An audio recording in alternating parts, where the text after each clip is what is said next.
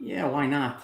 We are live, people. We Hello, are live. world. Hello, YouTube. Hello, Twitter. Hello, Twitter. Hi, Twitter. We can finally say mean things now, and we could be rude bigots. Can we? What can we say on Twitter now that we couldn't say before?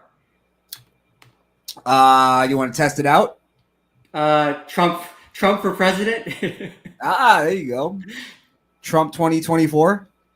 Yeah, that's like the meanest thing you can say. Apparently, Is that a trigger? I don't know. Let's see what we could get away with. Queer. We need to get all these N-words out of. You want me to just drop an N-bomb just for the hell of it? Yeah. Or do I need one in context? Because we're two white guys. Well, it's good. It's good of you to finally embrace your white, ethnicity. I was beginning to think you were a self-hating white, but I think you can get away with it because of your dreads. Indians are kind of black, right? They came from the same continent. Well, I'm an opportunist when it comes to my race. So when I'm around the right people, I'm white. When I'm around the right people, I'm black. Oh yeah, dude! I told you, I got you. If you ever need a college essay, I will write that thing and I will get you in. Please, I am a poor Indian immigrant from Calcutta. My grandfather came here with $300 and a suitcase. He was met with hatred and vitriol. Yeah, you have to put that, right? They called him a smelly immigrant. I'm sure somebody did. Dude, people have called me smelly whatever. I've been called a smelly Jew, a smelly whatever.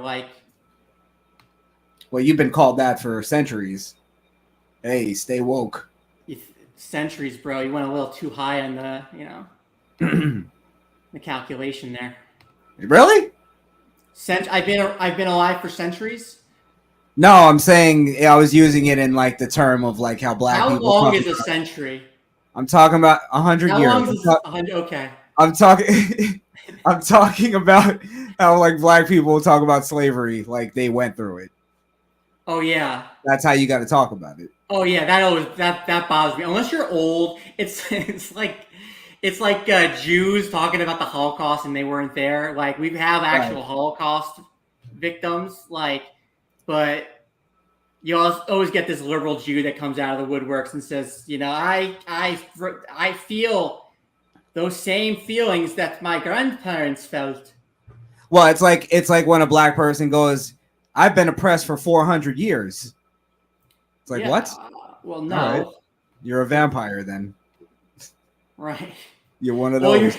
You're in my neighborhood, so your father must have done pretty well for himself. I guess that voodoo paid off. Right? Oh, hey. Welcome to Twitter. So what do we got? Elon Musk buys Twitter. Is this the end of free speech? This is the beginning of free speech. It's the beginning of free speech. That's what I thought. You know why? And this is where it goes to like, is it really the root of all evil, or is it just victim of circumstances? Because this was all about the money. It was all about the money. Oh, for sure. Yeah. Elon Musk put him in a corner where it's like, either take my money or I'm going to get the shareholders to sue you. Because you don't like the shareholders. There are so many shareholders. You just need one of them to file suit because they wanted to cash out, and it would have screwed the board. Because how are they going to explain not selling when they got the best price they could possibly get? Now that's a little beyond me, and I'd like to learn right now. So is that's basically how it works? Is if one of the shareholders want to sell out, they can now file suit to force everybody else to do it? Yeah, if they didn't take Elon's, they'll sue Twitter.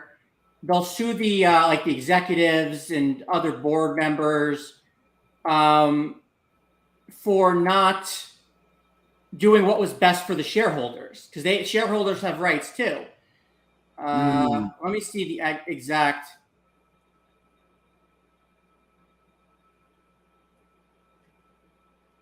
As David reads, don't forget to like, share, and subscribe.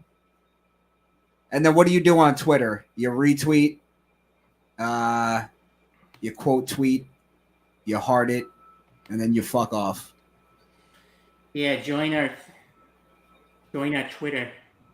Join the Twitter train. Join Twitter, man. Now's the time. This is our time. Get on Twitter. Like, subscribe our videos. Follow us. Crishaun the Don. General Chow. And you know, if anybody's gonna push those limits, we're gonna push Elon Musk even to his limits, because that's what we do. And here's the thing that I hated about this most of all is the liberal, you know, I'm gonna take my ball and go home fucking attitude, where it's like you guys basically controlled the narrative and you know, looked the other way when people were doxxed and they're, you know, removed for horseshit, free speech, hate speech ideology. And it's like, now that there's just an idea that it could be fair, they're all going, oh, I'm deactivating my Twitter. I'm done with it. Biden just established the Ministry of Truth. What is that? He just put together the Ministry of to battle to fight misinformation. What kind of Nazi communist bullshit? That's Gestapo. That's Gestapo level. That's Gestapo. Yeah. The Democrats are Gestapo level at this point. They are now. If that's what they're doing, that's what they are now. I'm not going to sugarcoat it anymore. Well, I mean, what was the Ministry of Magic in Harry Potter? That was just Gestapo. That was just a way for Voldemort to get in there and get his you know, Slytherin Gestapo to control everyone. Well, that's what the commies do. They give you a battle that's never ending, and there's no actual way to win it. So it's like, we're gonna battle now misinformation. What does that even mean? The war on misinformation, is that going to be the new war on drugs? This was like the worst thing they could have ever done. This is the worst thing they could have, like, to create a Ministry of Truth. Do you know how that sounds to the regular person? We have a Ministry of Truth. That sounds communist.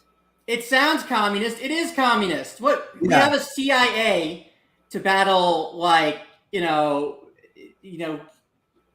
I guess cyber warfare. We have the military to battle cyber warfare. We have the CIA out there doing that kind of stuff.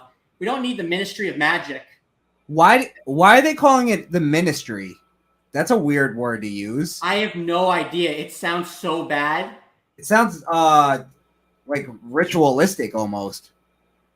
It's religious. It's religious. It's a religious word, isn't it?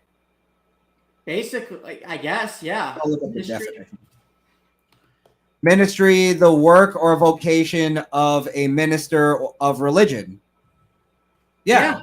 A government department headed by a minister of state. Okay, so I guess it's one of those weird religious government words. Oh, it's Ministry of Truth. It's from an Orwell book. Really? Miniature, opposite of what it actually concerns itself with. Its newspeak name concerns itself with spreading lies. And Orwell was its name means the precise opposite of what it actually does. Concerns itself with spreading lies. That's what it is, man. So they're going to control. It's basically a ministry to control the narrative. It's not like control the lies. Yeah, that's what it is. I mean, what else are you going to call? This is the worst thing they could have possibly done, and to call it the Ministry of Truth, like right from George Orwell. That's sick. Orwell was what? He was a dictator? No, George Orwell was a writer who did a lot of what's it called? You know, like the Ayn Rand novel, those like futuristic. Here, let me look up George. Oh, like dystopian kind of stuff. Dystopian kind of stuff. Gotcha. Okay. He was an English novelist, essayist, journalist, and critic. His work characterized by lucid. Okay. social criticism. Whoa, David, you froze up, my friend. Oh, Jesus. Is David fucking up here? No, can you hear me? Yeah, you froze for a second. So George Orwell was in opposition to like totalitarianism, and he was what's it called? And supported democratic socialism. Basically, what the Democrats are doing right now is they're saying we are against democratic socialism.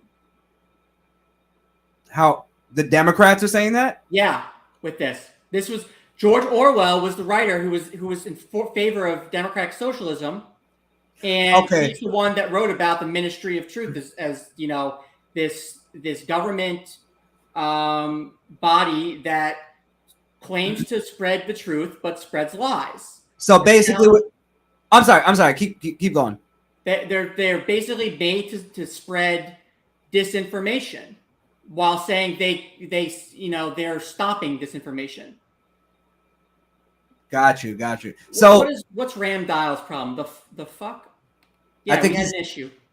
Oh, maybe that was either that or he's just reacting to what we're talking about because this is actually next level crazy. But here's so what you're kind of saying is they basically streamlined past democratic socialism right into communism, full on communism. Oh, it's full on communism. Yeah. Here, I'll show. Marxism actually. They don't want democratic socialism. Yeah, that was the soft pedaling of communism. That's how you go. That's how you get to. That's like Karl Marx and Lenin's idea of how you get to communism.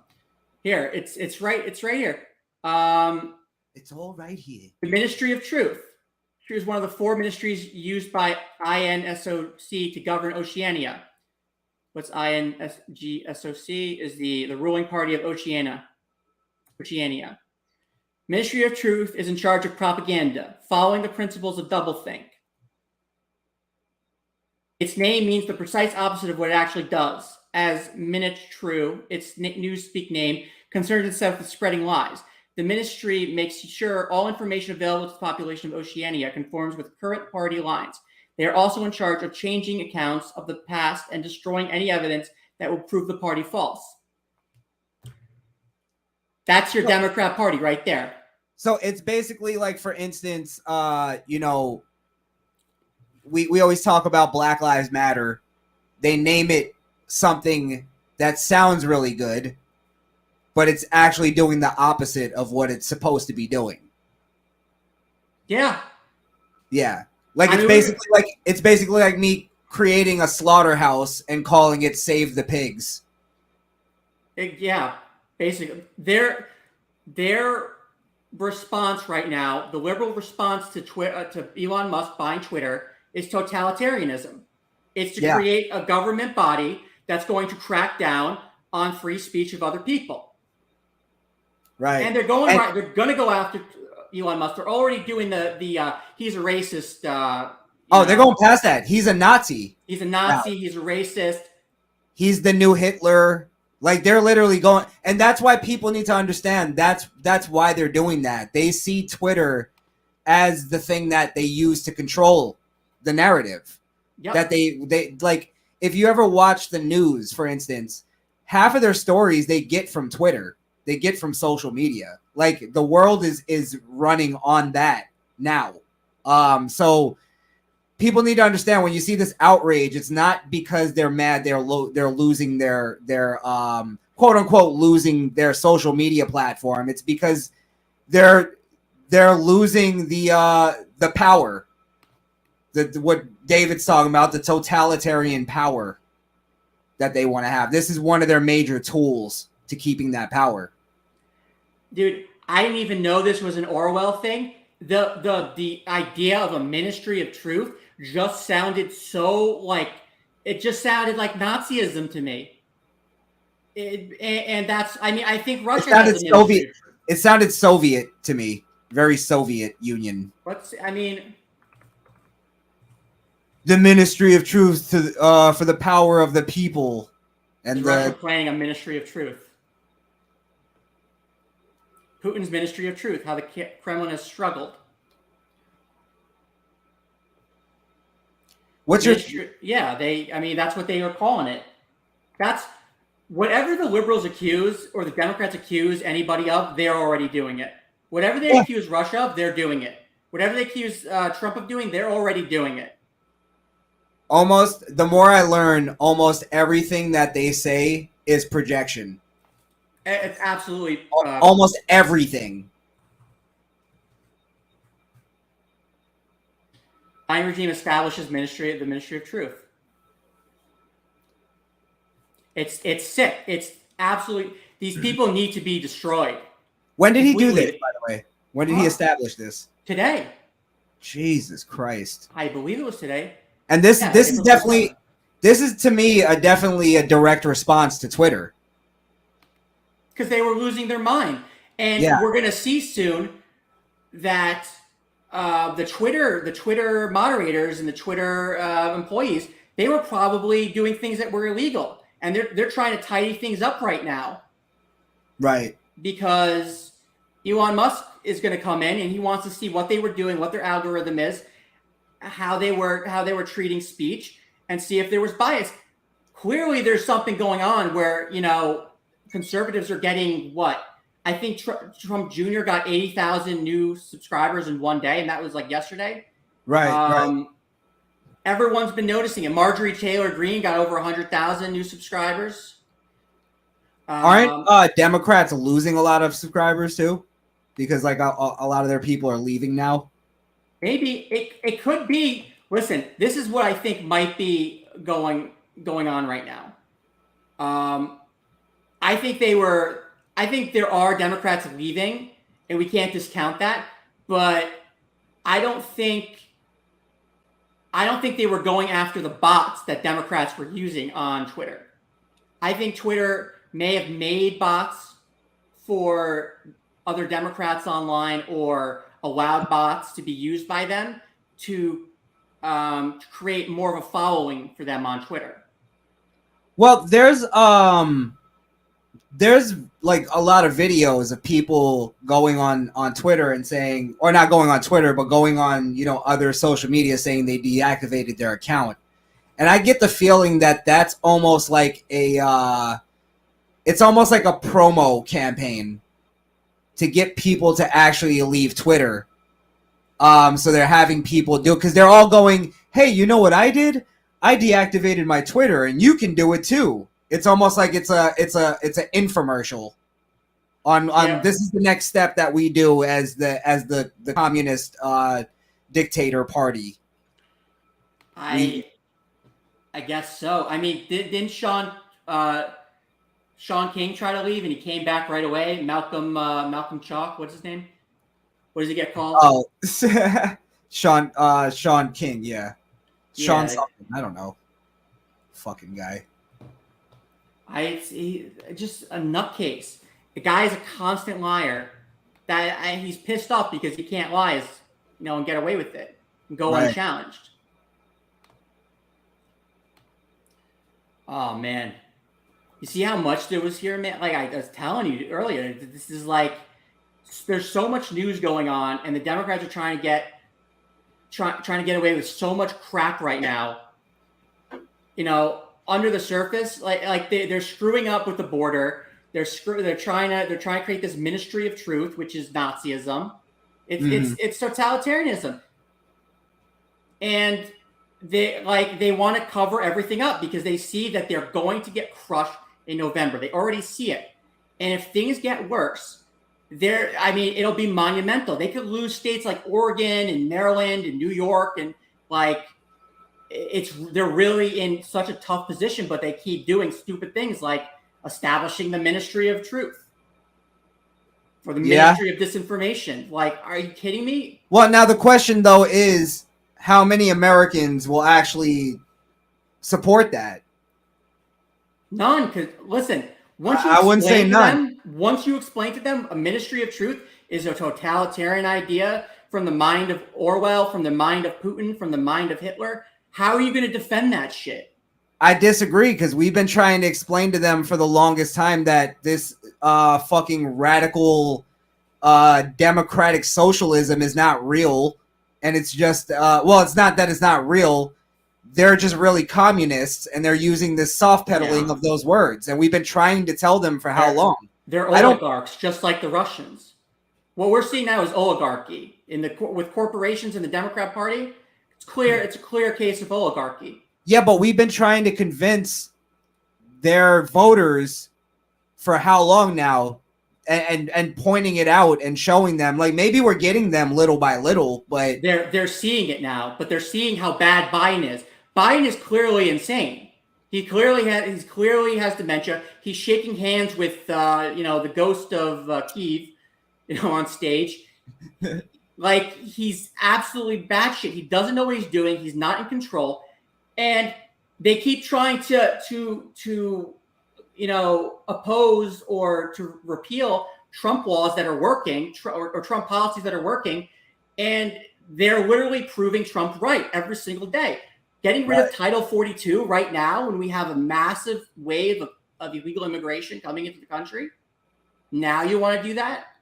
How bonkers! There are Democrats like Mark Kelly in Arizona. He's going to have a tight Senate race. He's probably going to lose based on trends. But he's attacking Biden. Manchin and Sinema, they're attacking Biden because he will not see reason on anything. Right. They're literally trying to give him, a win here, like on climate change and the border. He will not take it. And not only that, but his entire administration's hopes, or what they think is going to help them win, is pinned on their success in Ukraine and COVID-19, and if people still are scared of it. Yeah, I mean, I'm looking at their polling firms right now, and they're asking questions about how do you approve of Biden on COVID-19, and it's the people that have gotten 3-4 doses of the vaccine. They asked, and they're over sampled in those polls. Yeah, well, I've noticed they brought back two specific people that that made me think exactly what you're saying. One, they've been bringing back Obama a lot, and I think that's to save Biden black votes. That's to save the black votes, but it's also to instill a little bit of trust in Biden to go over 50% of black people don't want to vote for Biden. Right. They are either they're less enthusiastic, not enthusiastic, don't want to come out, are not sure. It's like I just saw it. It's worse. Like I just saw it in the Democrat poll. What's it called? YouGov and the Economist. They're literally asking it's like 200 black people, and I think like 54% didn't want to go to the polls. Jesus. They're getting killed in the urban areas now. Like they got to win like 7-8 to 1 in those urban areas, and it's more like 6 to 4. Yeah, well, they're definitely they're trying to reinstill trust in Joe Biden with the voters, right? And then what I noticed too now, to bring into the fear thing, they brought back Dr. Fauci. He's back in the media again after disappearing for kind of no reason. I don't know why they think they can bring that guy back and it'll just be like cool. What did you hear? He basically said, he goes, we're out of the pandemic, and then he had to come back and retract that statement because they want to keep that fear going. They want to push it into the next, like you're saying, into the election. Because I have a feeling that when flu season comes back around, that's when they're gonna bring it all back together again, and Flu season just passed. Yeah. Flu season just passed. They know that the winter. The winter's over. We're going into the fall. We might see an uptick, but who gives a damn? It's the Omicron. I'll eat that shit for breakfast. Literally. Yeah, I agree with you. I'm just telling you what I think their game plan is. Not even Bill Maher wants to take another vaccine. Yeah. He doesn't even want to take it. He's telling you, guys, stop. You're heading into a freaking you're about to crash into a wall. And they won't listen. They really believe that people, are their top issue is COVID-19 and climate change. No, the top issue is the economy. and they're just shooting themselves in the foot. Right. Economy and crime. People are fucking losing their mind about the crime surge. That's on the top of the list of most Americans. Yeah. What's this guy? Procrastination Nation. What's up? Procrastination Station. What's up, sir? How are you? Oh man. Mother Russia. Oh plays my god. No election games with Zombie Man. We don't. We don't play games, period. So listen, Elon Musk, he's the greatest human being in my lifetime. 1000%. Yeah, he pissed on Steve Jobs. Better than like a greater influencer than I think even Trump at this point. He could run for president. I would agree. He would win the Republican nomination, absolutely, and he would be president. I think he actually inspires Trump. Yeah. Yeah, I think he's a guy who just inspires everybody. Like that's the human we all, as kids, we dreamed of being. Trump's the most important politician of my lifetime. He literally he is what Bernie Sanders was supposed to be for the left. Yes. But Bernie Sanders didn't have the balls. He didn't have and they came after his wife. And I don't think he had the balls or the plan. Yeah, he was never for real. Yeah, he's a fucking commie. He's a commie. He's literally one of those social democrats, communists right before Hitler took over, who like literally screwed everyone over. Who ushered it in. He's basically one of those Jewish politicians in Germany who like Hitler could be like, that's the guy. Him. Remember I was telling you about that Jewish politician who was head of the Communist Party at the time? Yeah. The party told him to get out of there because the other parties were using him as an example of everything that was wrong. As because he was proving their point. Right. Jesus. What do you think about Trump not going back to Twitter? He'll be back. I agree. I think it's just a way for him to push his social media. It's a businessman move. You can do a business merge both businesses. Well, no, I think have an agreement to like cross, promote like YouTube has with Twitter. True. I mean, maybe.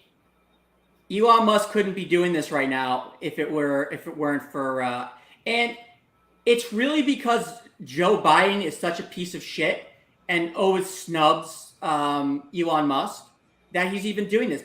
Joe Biden had a summit with the car companies on electric vehicles and he didn't invite Elon Musk.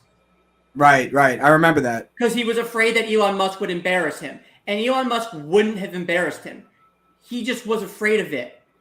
And so you snub the greatest human being in the United States. Hands down. The biggest contributor.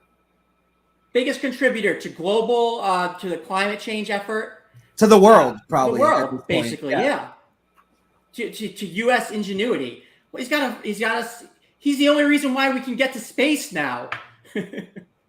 True. Right? Yeah. He's basically the only reason we can get to space. We'd be in everyone's dusts. And he wants to create a business up there. Do something with it. Elon Musk is the first African American to own a major social media company. That's a true statement, huh? Crazy, right? He is an African American. Insert white people be stealing everything joke here.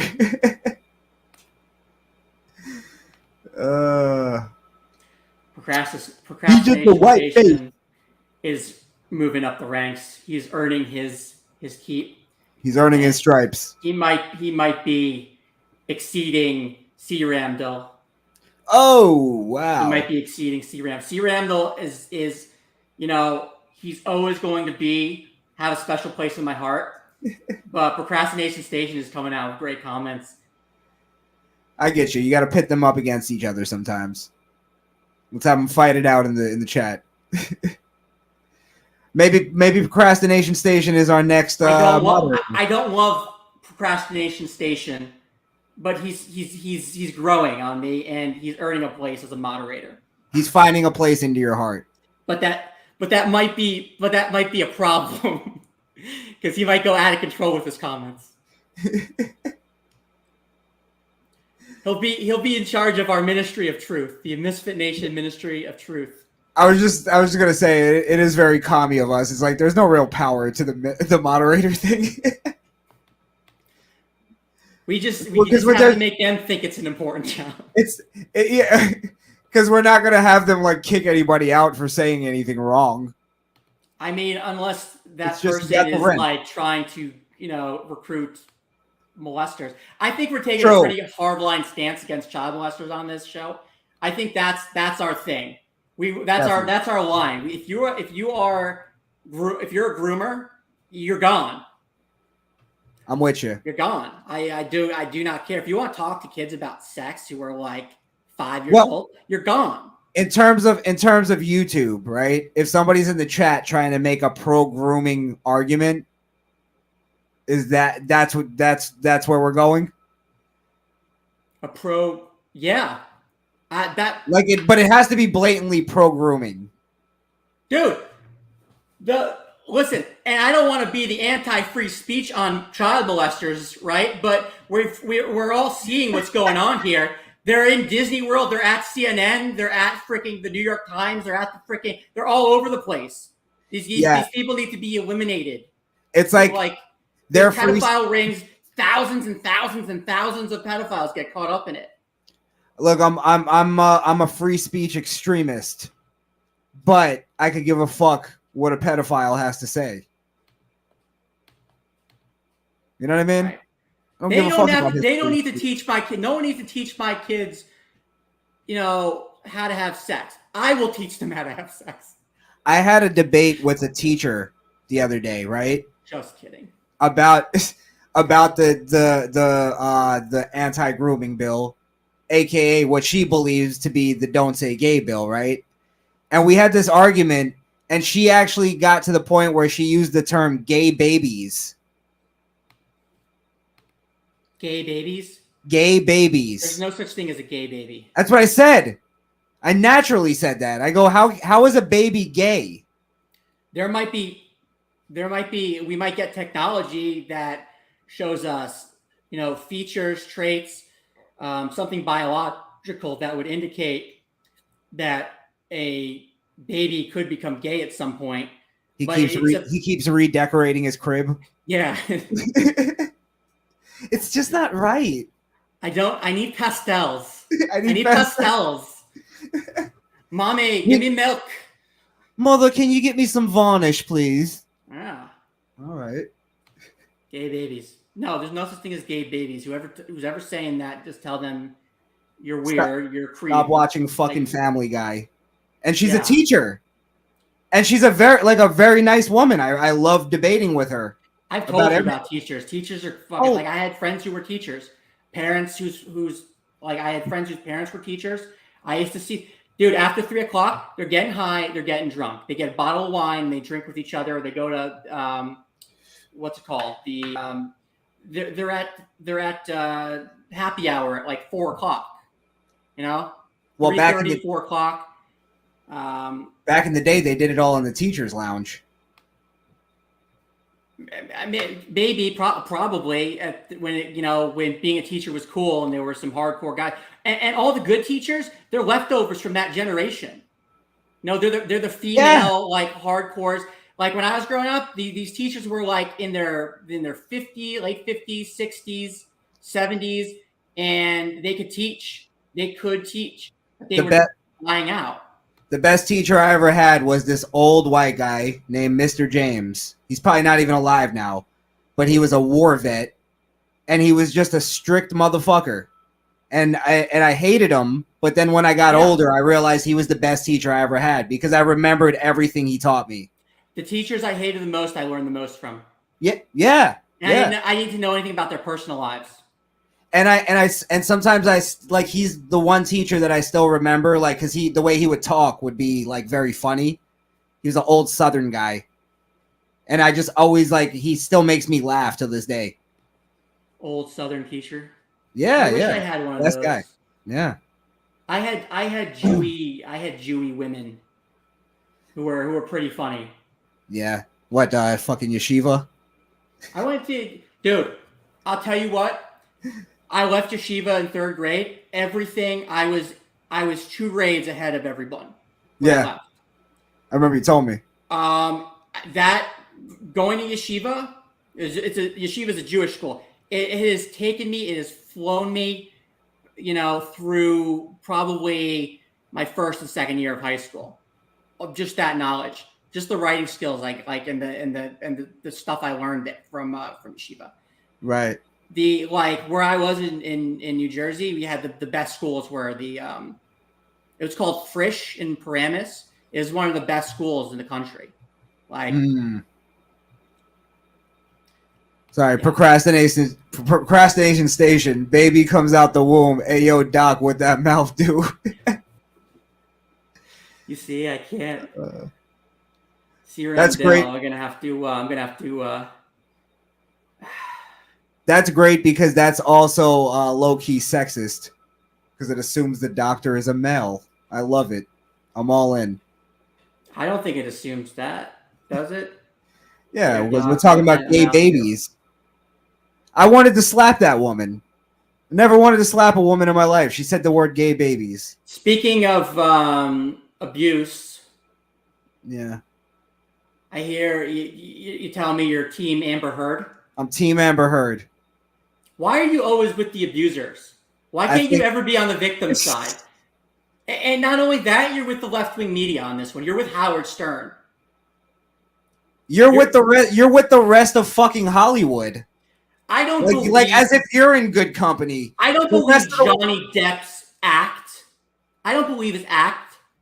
In trial. I've never even believed him as an actor. I never even liked him. I've never thought he was that good. You told me before we came on air that you liked Edward Scissorhands. No, I did not. You're a lying son of a bitch. And I'm going to come to your house and cut your hedges, I guess.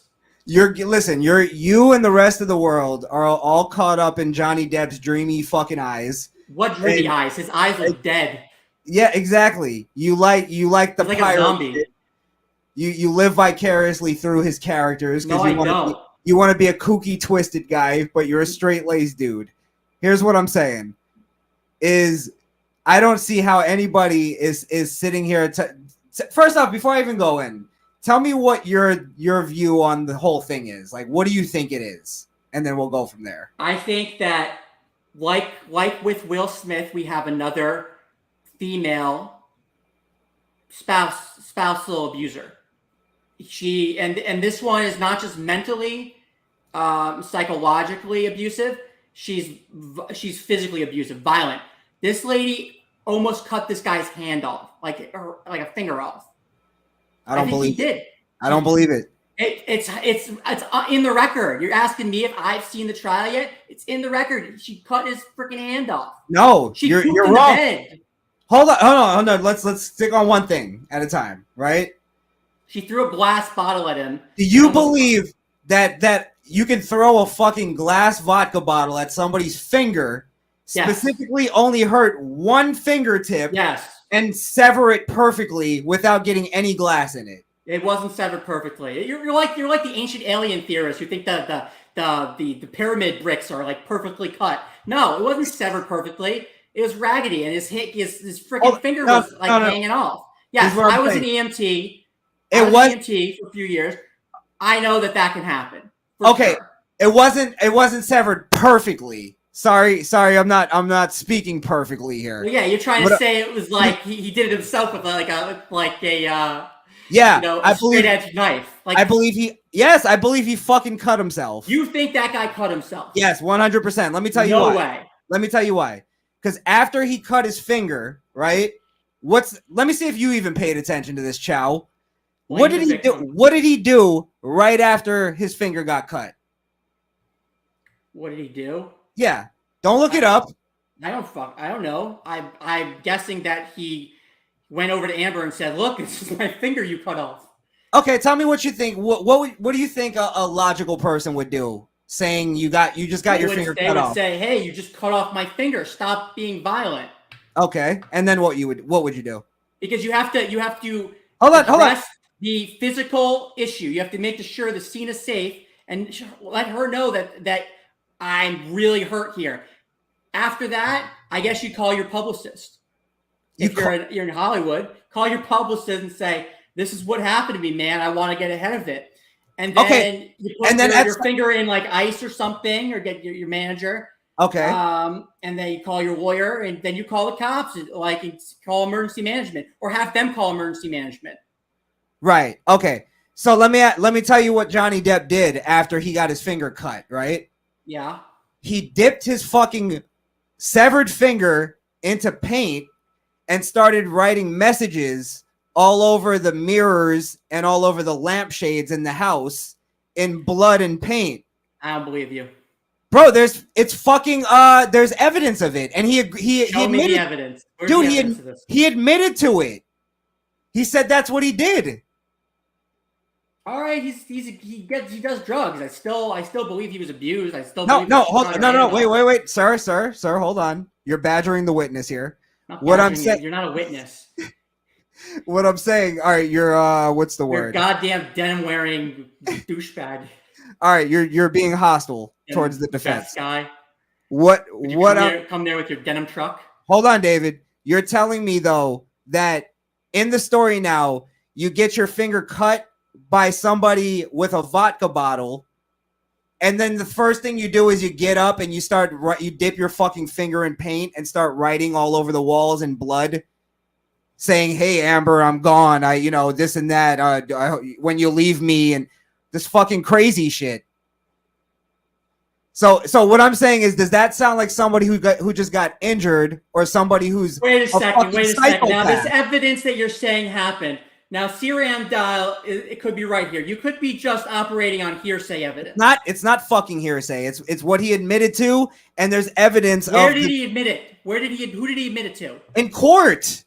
He admitted in court that I watched the trial. Well, he did. I didn't watch that part of the trial. Listen, I'm not caught up with Johnny Depp's dreamy eyes. I don't care. I think he's a crazy dude, but I think he was being abused by this lady. Well, okay. So why is what you're saying not hearsay? I think everything you're saying is hearsay. Everything I'm saying is based on evidence. No, everything both of us are saying is based on hearsay. No, it's not. Because we're hearing about the trial. You're going to tell me about evidence law? Come on. Since you're talking out of your ass and you didn't watch the trial, any reporter that reports what happens in court, that's hearsay evidence. A news report is hearsay. See, Ramdale knows because he watched my video yesterday. He saw the fucking video of it. So I'm going to show you. I mean, show me your evidence. I mean, you're coming out here with hearsay. No, you told me. No, it's not hearsay. It's not hearsay. Sustained. All right, now I got to find the goddamn clip because you didn't pay attention. Because you didn't do your research. I want sanctions. Hold on. I'm going to do your research for you. I want you to thank me. No way. I'm team Johnny Depp, bro. I don't care. That's because you like his movies, and that's all you're paying attention to. I even hate Pirates of the Caribbean. I didn't even like that. I got to find the right one. Wait. He was good in that drug smuggling movie. If you didn't like him in that, you're not like this. This is what you're doing. You're not really watching the trial. You're paying attention. You're paying attention to the memes and the the quips online, and you're falling. What's this trial about? It's defamation. It's a defamation court. And what's the defamation? That what are the statements that are under a microscope in this defamation case? I don't know for sure. Whether Johnny Depp was abusing Amber Heard. Oh, she came out and said he was abusing her, right? There are multiple witnesses that say that she's lying. Okay. And they're all people that destroyed reputation. And those are all people that are basing their stuff off of hearsay because they have a benefit to keeping Johnny Depp successful. I think the guy today like what's your goddamn screen, huh? Oh, Blow, Procrastination Station. Okay, Blow is one of the best movies ever. One of the best movies ever. One of the best movies ever. If you hate Blow, you see, I am totally unbiased about Johnny Depp. No, you're not, because you like Blow. How? That's it, though. If I was a fan, I'd be like, yeah, like that Blow movie would carry him forever with me. This is why I'm being less biased, because I'm a bigger Johnny Depp fan than you are. You hate Johnny Depp. No, I don't. I hate him as a person. Yeah. I think he's a piece of shit. So yeah. My credibility? He's a piece of shit. Okay, so my credibility is being called into play when you're trusting a goddamn drug addict, right? Who's also an alcoholic, who also cut off his own goddamn finger and painted all over the wall in blood. I know my drug addicts. I know my Hunter Bidens and I know my Johnny Depps. Okay? Okay. Totally different. I think Johnny Depp is nice. Johnny Depp, whether he's drunk or fucked up or whatever, he's going to be nice to people. Okay, hold on. I think he's going to be nice to people. Since you're talking out of your ass, unless he's antagonized. I'm going to show you a video of Johnny Depp not being nice. Actually exhibiting behavior that looks quite abusive in my opinion. Okay, what's quite abusive in your opinion? Well, what I'm saying is it doesn't match up with this idea that you have that Johnny Depp is some fucking sad, poor little man that's being abused by this woman. It doesn't make sense to me if you look at the evidence and not pay attention to the fucking memes. Crishaun, who shit in the bed? Amber says it was the dog. Let me tell you something. Who shit in the bed? What happened? Who shit in the bed? I believe Amber at this point. Okay. It was probably the goddamn dog. Now, you're telling me that this drug addict, that's Hunter Biden style. That's Hunter Biden level right there. It was probably Johnny Depp, and he forgot because he's a goddamn drug addict. Who did it? And she said, that's the dog. It was the dog, but it wasn't the dog. All right, watch this. See, that's why I'm saying that's how I know you're only paying attention to the memes because that's the joke that everybody's. I just read a fucking 14-year-old's post on Facebook that said the same goddamn thing. He's smashing kitchen cupboard boards. Oh, who hasn't smashed the kitchen cupboard boards? Oh my god! You know why a guy smashes the kitchen cupboard boards? Because he can't smash the girl's face. This is why you're not Johnny Depp's lawyer or Amber Heard's lawyer. I'm not trying to be his lawyer. Because all they're trying to do is establish the idea that Johnny Depp isn't this weakling that everybody is making him out to be. He's not gonna hit this lady. He's not gonna smash this lady's face. He's gonna smash the cabinet. Okay, I'm gonna play it.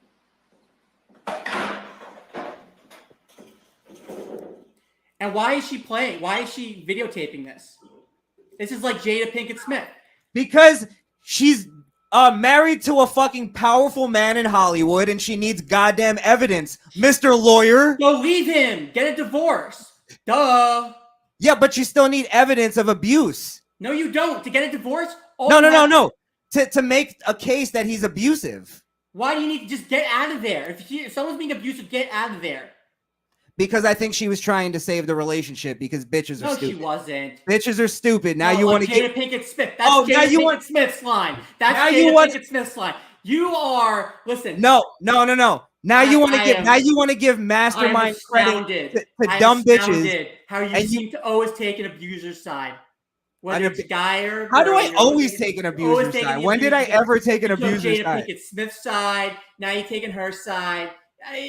Come on. When did I take Jada Pinkett Smith's side? Did you take Jada Pinkett Smith's side? You don't listen to anything. It's not just the trial that you don't listen to. It's your friends that you don't listen to, David. What evidence do you have that this guy is abusive? You don't even listen to your own client. That this guy is abusive? You don't even listen to your own client. And you're telling me about other people's clients. This is a freaking show trial. The hell are you talking about? You want some critical analysis? All right, let's watch your little angel Johnny Depp beat his fucking kitchen to death, and then physically and aggressively go after his wife.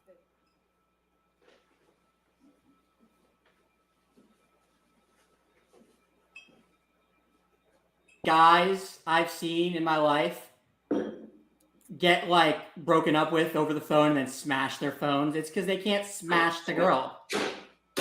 Yes, because they're emotionally unstable douchebags. And we don't have any. There's no context to this video. I don't know what happened beforehand. All I know is this lady is taping her husband while he's clearly angry and tearing up the kitchen.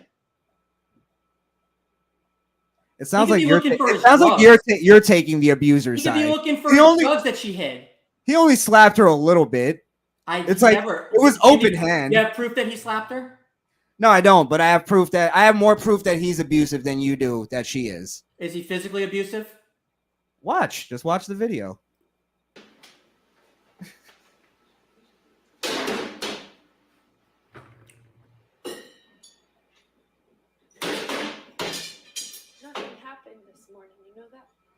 Nothing happened this morning. You know that? She's gaslighting him. All right. No. So then nothing happened to you this morning. Yeah, you're right. I just woke up and you were so sweet and nice. Nothing happened to you this morning. She just woke up and you were so sweet and nice. So she's not saying no. He is asking her, so nothing happened this morning. Like you did something this morning. Yes, that's what happened. That's what I'm hearing here. Hold on. What I'm hearing is her saying nothing happened this morning, meaning like when stuff usually happens, this is how you act. But nothing happened this morning. So why are you acting like this? He's saying, oh, so nothing happened this morning. No. Go play it back. She's saying nothing happened this morning. Basically, why are you acting like this? Meaning when something usually happens, this is a normal way of him acting. And why didn't you? And first off, go back in the video. And first off, I'm going to show a question. I like how you highlight. So nothing happened. Your selective highlighting of comments. Because procrastination station. I'm going to put this up. Chow losing credibility.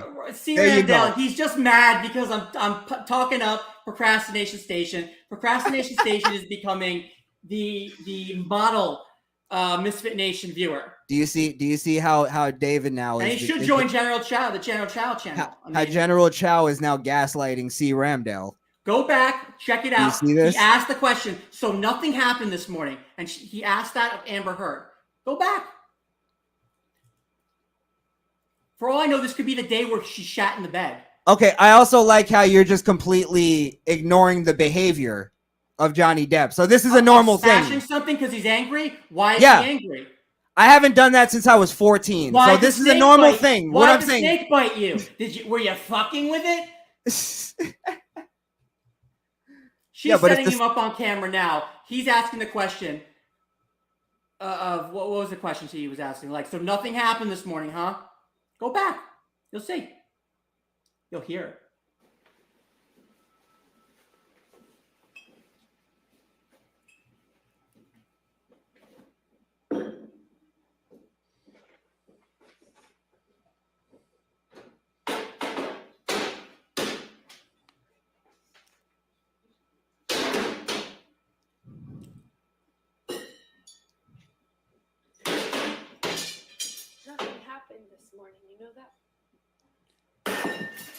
Stop it. Johnny, nothing happened this morning. You know that. Okay. All right. Fair enough. Okay. No. So then nothing happened to you this morning. So then nothing happened to you this morning. Okay, so let me ask you a question. I know this game. Hold on. I've been in domestic abuse court. I know this game. I know. Well, how many cases did you win? I didn't win anything. Okay, I see it. This is what I just sat in the domestic abuse court. I've done one case. That's it. And let me tell you something. Everyone knows who the victims are. Everyone can tell the victims from the non-victims.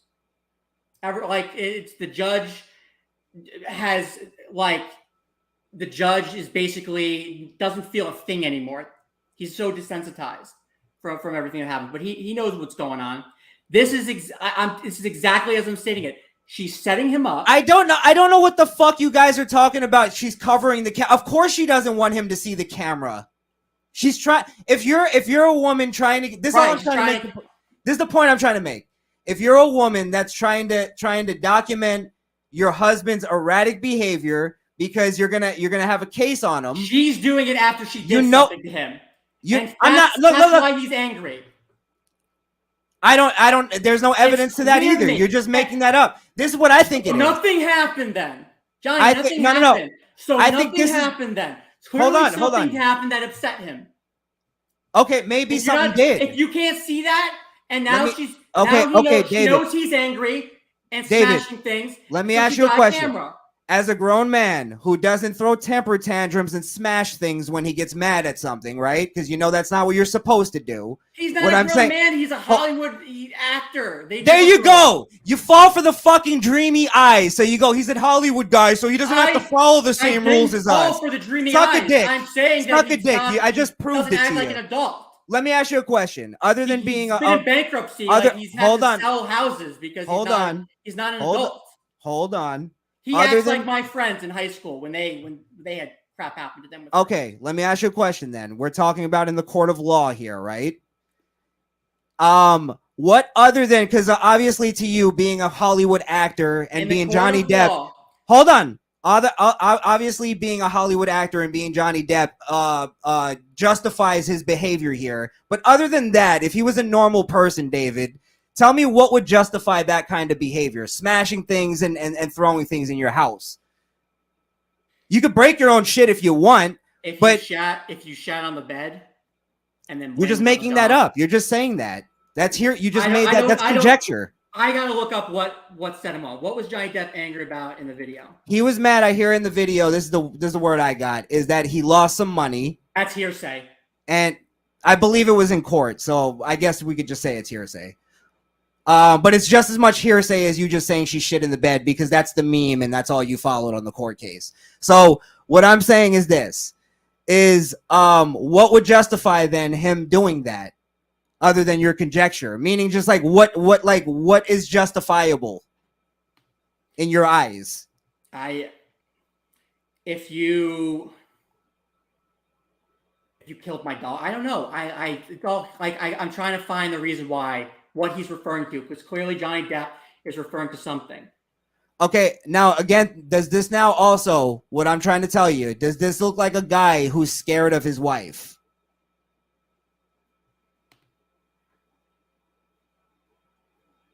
He's scared of hurting his wife. Yeah. Does he look like he's scared of his wife?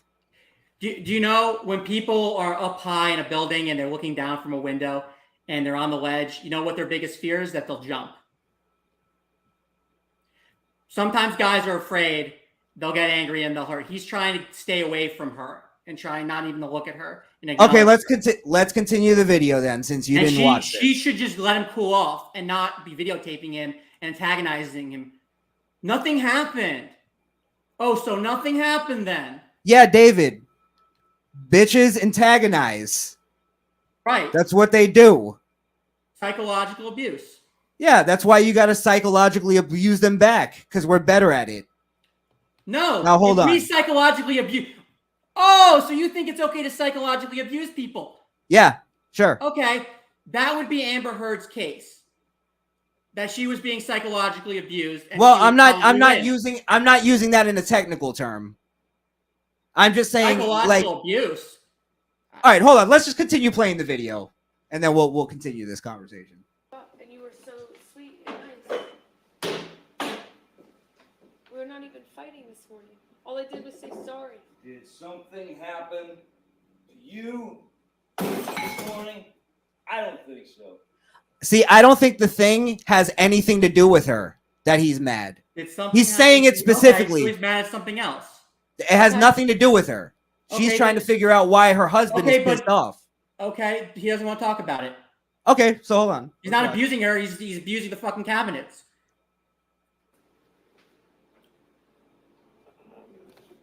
No, that's the thing. You want to see crazy? I'll give you fucking crazy. That's crazy. Oh, you're crazy. Bottoms up, Johnny. You're crazy. Have you drunk this whole thing this morning? Oh, you got this going. You got this going. Oh, He really? saw the camera. Really? Right. Right. He saw the camera. Right. Okay, then he throws it on the ground, and that's pretty much it. Right. That's abuse. No, But I'm not she's saying showing no. his emotion, Like, I'm not saying it's abuse. I'm just saying it's not the signs of this weakling guy who's getting abused by his woman. It doesn't. Your case doesn't make any fucking sense. You don't have to be a weakling guy to get abused by your woman. You just have to not be able to hit her. Okay, so now you're changing your initial And abuse her. argument. You're changing your initial argument. I'm not changing any argument. Yes. I'm saying That's why I Depp asked you is one of these specifically at the druggy guys beginning. who just wants to do his own thing. He just wants to chill out. And he's with someone that's not supportive and gets into fights with him. Yeah, a woman that's not supportive of his drug habits and his fucking self-harm patterns. What a horrible cunt. She could have left Jesus at any Christ. point. She could have left at any point. Yes. How long have they been married? They both could have left at any point. You're making a null argument. It's pointless what you're saying. If you're being abused, you gotta leave. All right? Yeah, Leave. both of them could have left. They were and left. sure. No, but if she's claiming that she was abused, she could have left. Any point. No, that's not a fair argument though. Why not? Because Johnny Depp could have left. I mean, because there's always that thing of you know, and I'm not saying this was her, Johnny Depp where leaves. women don't leave out of fear. I've known a lot of women that were in abusive, not a lot of women, but I known women that were in abusive relationships, and they stayed based on fear. I know. I'm just saying, like, we're not talking about those women. We're talking about something. We're talking about the Jada Pinkett Smith, who knows that she's never going to get really challenged or abused by this person. I think that's all conjecture. You're just saying that.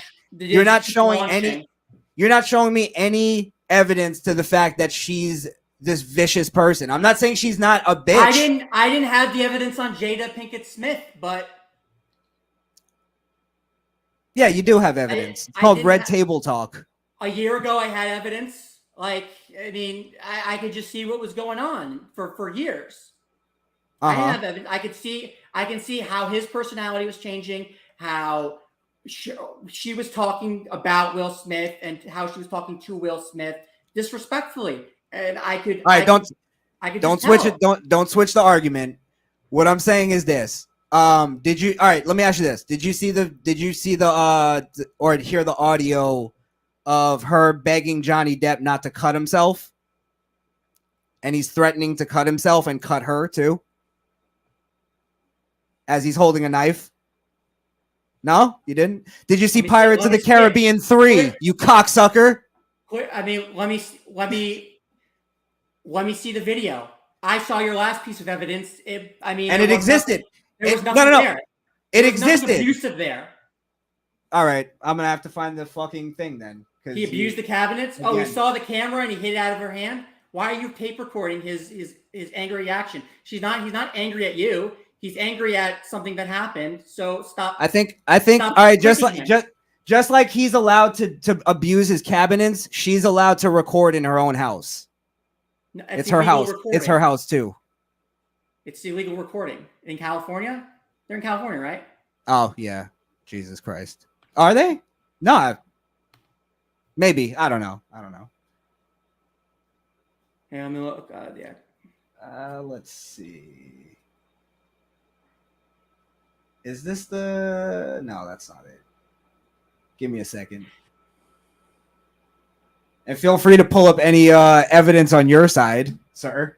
Additionally, text messages show the actor joking about killing Heard and having sex with her burnt corpse. Her burnt corpse, yes. That.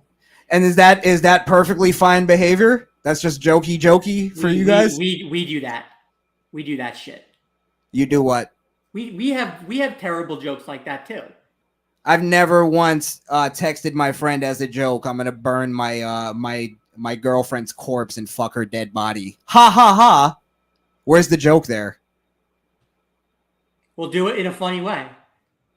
It was basic. What's the funny way? Is that how Satanists like joke? I don't know, man. Who said multiple times on oath that he has never struck her or any other women. Was also asked about a December 2015 incident where he allegedly headbutted Heard, who then sustained bruises on her face. He vehemently disagreed with the statement that he intentionally headbutted her, arguing that it was an accident while he attempted to restrain her. I think you're completely ignoring the fact that this guy is a drug addict. Like, and he's like, he has erratic fucking psychotic behavior. Right. You're just completely ignoring it. There are drug addicts like Hunter Biden, and there are drug addicts who are like fucking savants who can fucking get the fuck, bro. Suck a dick with that horse shit. There are drug addicts that can do surgery. You know, like there's Johnny Depp is one of those high functioning drug addicts that can fucking act. Yeah, but those drug addicts usually aren't doing cocaine. Yeah, they are. Cocaine is no, they're not. Cocaine's like the best one for doing surgery. Get the shut up, bro. Shut up. Jesus Christ. Do you know how many lawyers do cocaine and go to court? And lawyers, David. They pass by life for like 10, 20, 30 years. No one ever catches them. I want you to do cocaine. I want you to start doing it. Start doing cocaine? Start doing cocaine. I mean, if you're buying. Are you buying? You buying? I'm all done with that stuff. You buying? Come on.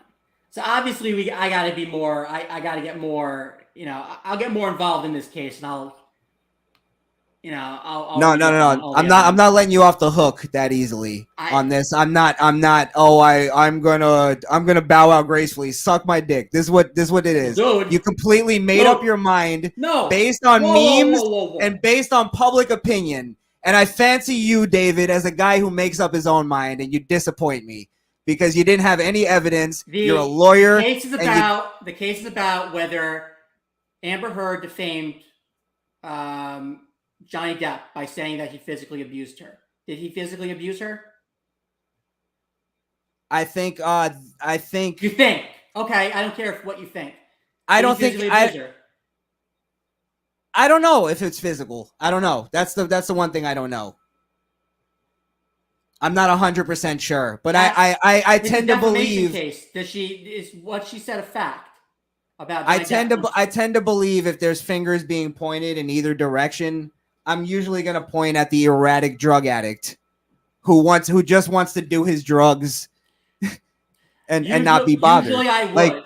Usually people would point at the drug addict, but I can tell who this drug addict is, and I can tell who the other lady is, and she's a psycho and he's a drug addict.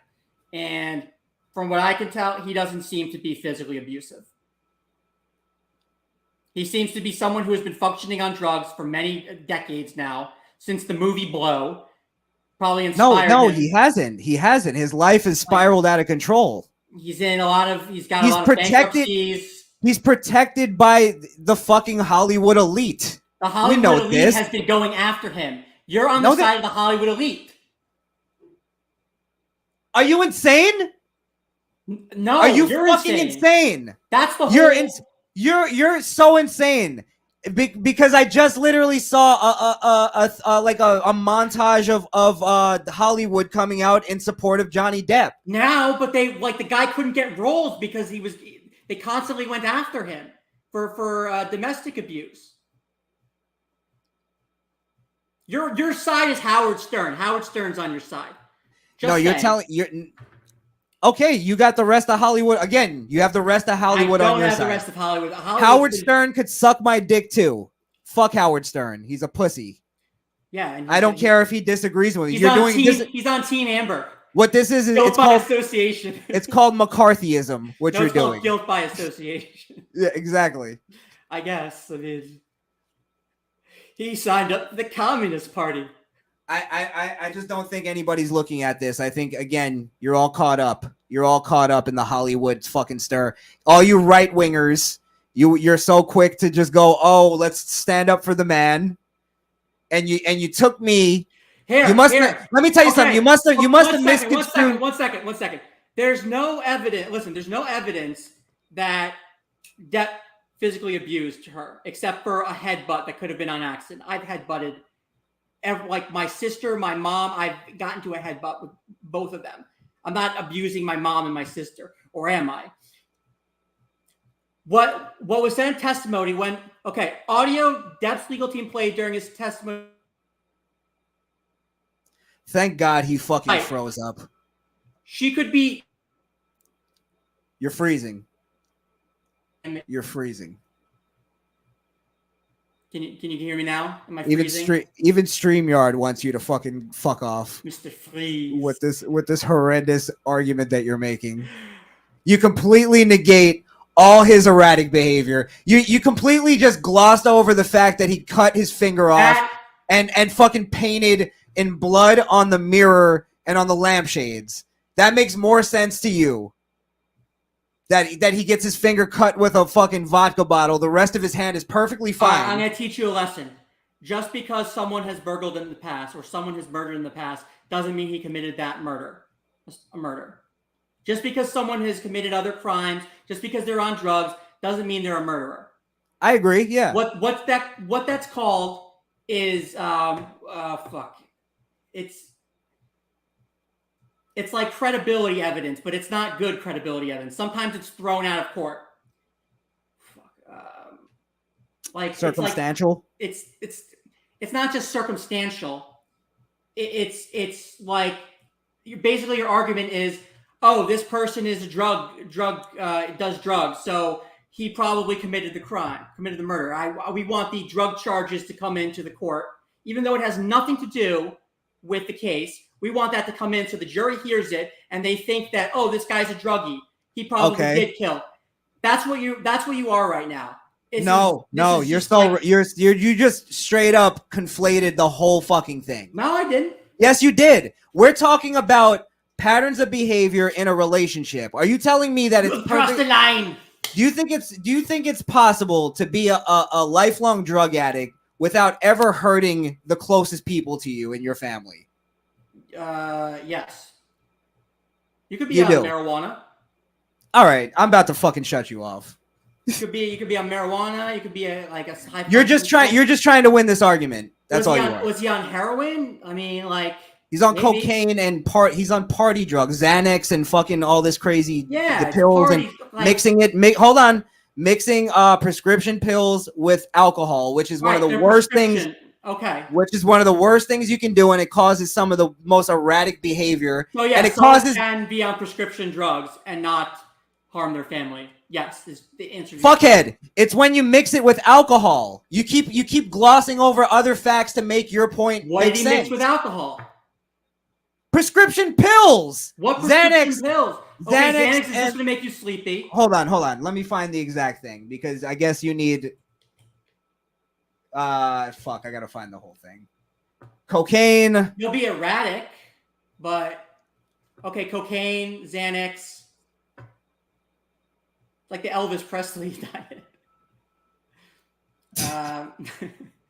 And yeah, Elvis Presley hurt a lot of his closest family.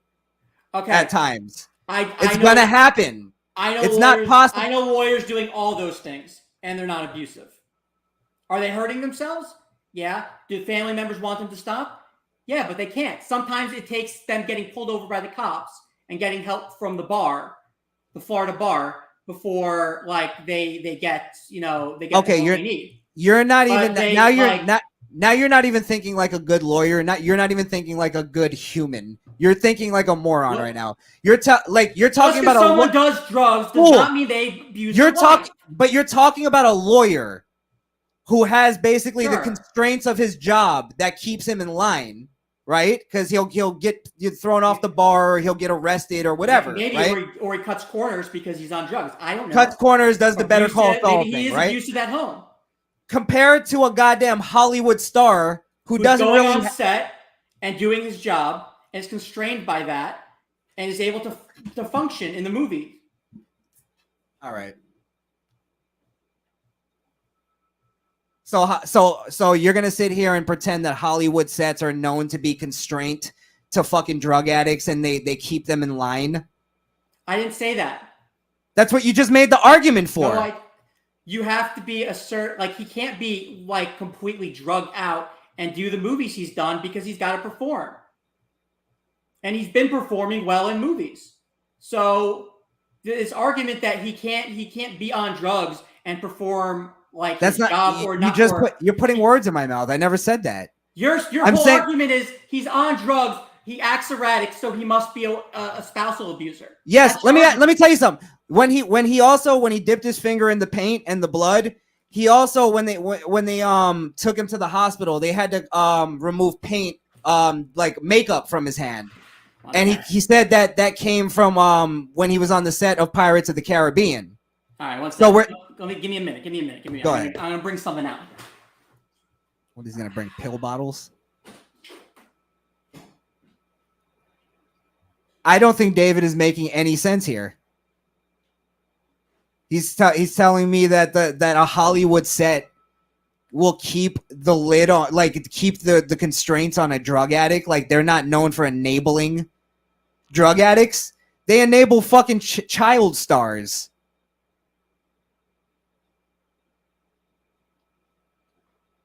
Yeah, and there was no glass on the middle finger. There was no glass on any of it on his hand at all. There's no evidence to it. There's no evidence to his story. Not only that, he also admitted to chopping off his own finger multiple times.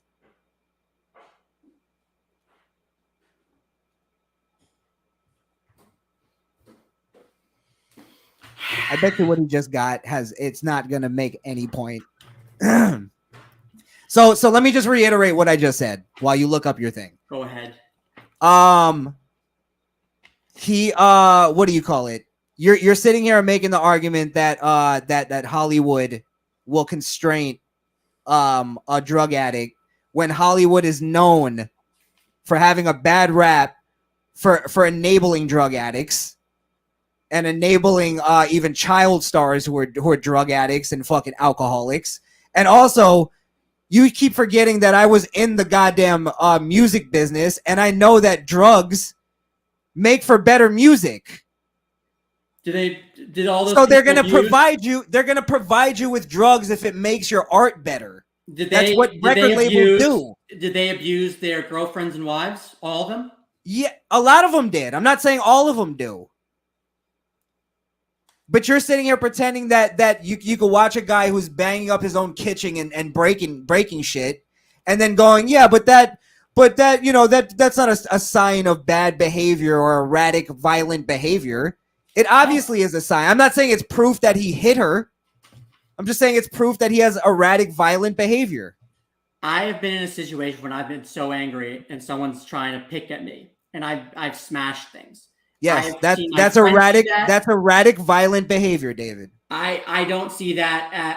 I see that as, like, what's it called? I'm trying to. It's a loss of temper. You usually feel stupid for doing that after. You feel like an idiot. You're like, I did something stupid. I broke all my stuff. I used to do that too. I mean,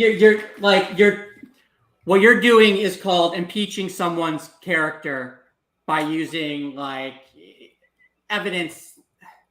Like just because he's erratic on this instance, that means he's erratic all the time. Listen, this would get into court. Obviously it did, but there's multiple recordings, David. There's recordings of her saying that she hit him. Okay, but there's multiple recordings of him trying to cut himself, smashing things, so he harms himself. Threatening to cut her with a knife. Threatening to cut her. As he's holding a knife to his own hand. Okay. Why are you just like going, okay, like that's not a big deal? Did he ever hit her? I don't know. But I would assume. Okay. I'm going to say this then. Domestic abuse. I'm going to say this then. Physically abusing your wife.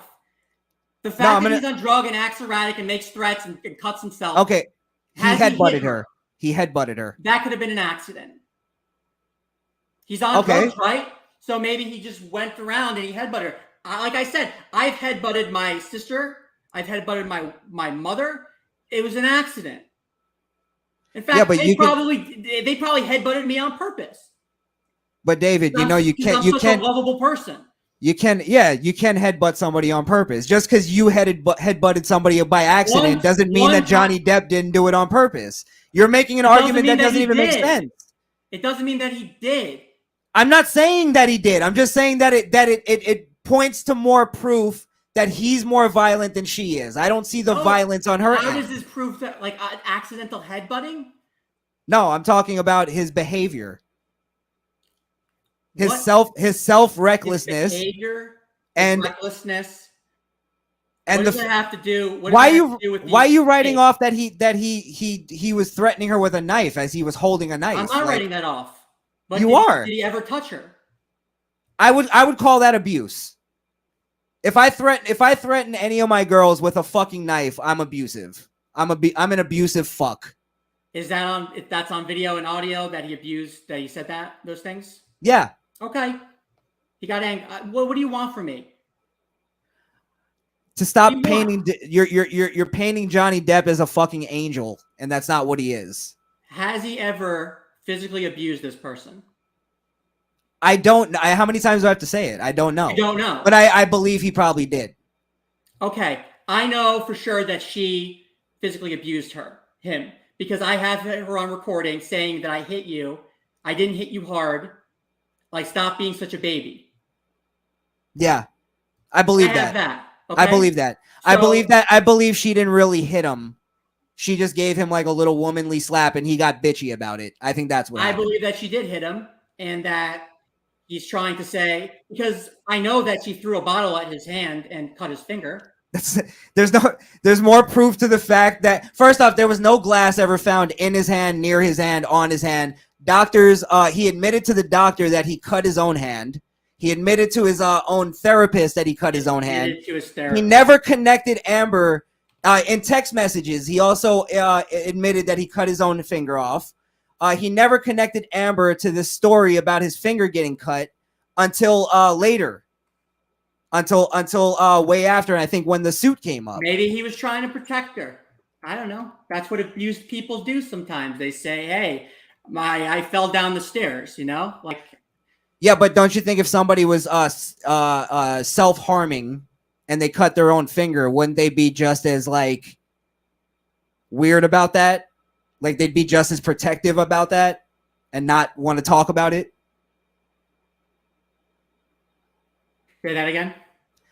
If somebody was self-harming and it was brought up to them what happened to your finger and you cut your own finger off, wouldn't you get really protective and defensive about that? The same way you might if it was like abuse? That you would get protective in the same way it's abuse? Yeah. In abusive relationships, initially the victim will say, I did it to myself. I'm so clumsy. Look at me. And after some time, it'll come out that, oh, it was actually my husband. It was my wife that did it. It was my husband. I made tuna casserole that night and he just went into a fit. Okay. Listen, was she abused? It doesn't seem like she was abused. It seems like she was never abused by him. He made comments to her.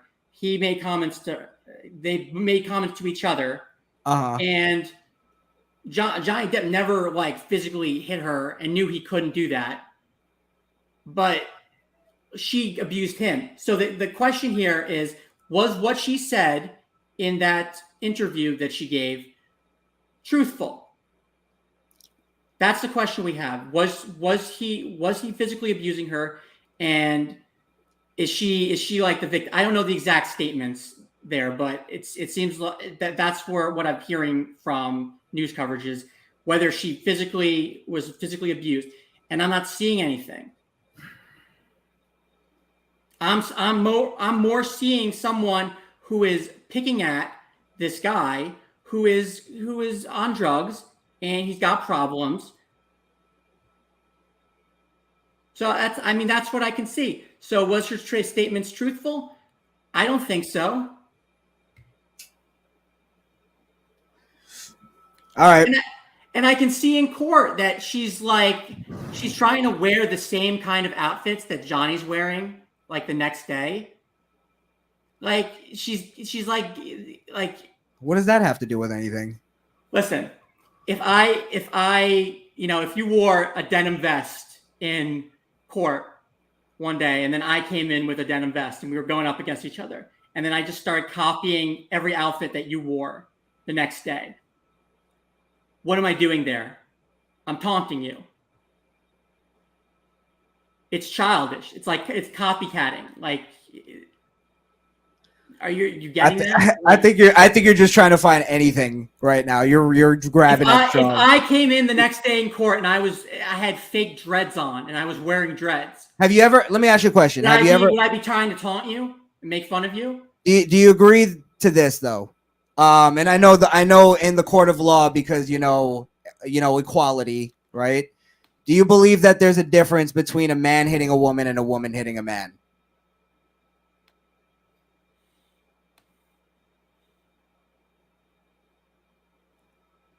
Yeah, you are reading way too fucking deep. You're a goddamn fashion consultant now. You're paying attention to fashion. No, in terms of severity, it would be more severe for the guy to hit the girl, but I don't see if you're a girl and you hit a guy, you should go to prison. Yeah. And I actually think that for antagonizing a guy that could bludgeon you, could absolutely destroy you, like, I've seen too many of these girls that have hit guys and then said that they hit them, and that needs to stop. And there needs to be an extra punishment for girls that hit guys. But then we can't then, because you're talking about a double standard on both sides. You're saying basically that men should be able to mentally abuse and women should be able to physically abuse, because our abuse mentally, they can't compete with. And we usually aren't physically hurt by them hitting us. And I'm not talking about a punch in the face or anything like that. I'm talking about. I don't care. Okay, hold on. What I'm saying. If you physically abuse someone, you go to prison. I don't care what. Okay, so you're talking about like if your woman slaps you, just like not on the face, but like on the shoulder. On the shoulder. You think she should go to prison for that? No. No. Okay. If a guy slapped a woman on the shoulder and did nothing to her, I don't think she should go to prison either. Okay, so your entire belief of this case is hinging on that she admitted to hitting him. She admitted to not punching him, but hitting him with an open hand. Now, I believe that. Oh, she admitted to hitting him with an open hand? Yeah. Like, she admitted that it wasn't a hard hit. Like, it was like a slap almost. Like, that's why she said, I wasn't punching you, I was hitting you. And he's saying it was a hard one. And he's called. Okay, so it's his word against hers. She's taunting him, and then I can hear her taunting him and saying, "Oh, don't be such a baby." You know who does that? You know, when the last time I've done something like that, right after I knocked somebody out. First off, I don't believe you. Second off, when I hit someone, and they, "Oh, don't be such a baby. I didn't hit you that hard." That's it. Yeah, that's a dude. That's a dude. So what? Who's got the double standard now, motherfucker? Because when a female says "don't be such a baby," that's when you you mentally abuse her. No, say shut the fuck up, bitch. Shut the fuck up, dumb hoe. He shouldn't have to mentally abuse her to keep her in line. You have to. She should just do the right thing and not hit. Yes, because women always do the right thing, David, on their own accord. Sure. That's how women are. If that's how women were, the world double standard, and now you're complaining about a double standard. Yeah. No, I'm not complaining about a double standard. Because the women get hit every time. Like what are you talking about? No, you see, you just completely because women get the in whole trouble thing. Every time. Like it's like a double standard. I understand there's a double standard in the law. Right.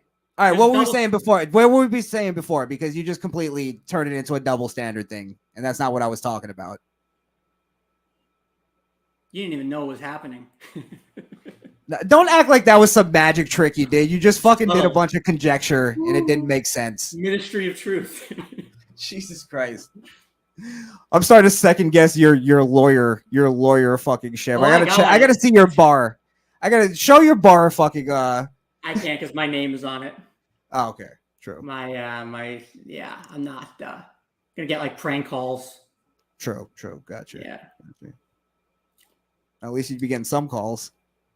Chow, a simp, laugh out loud.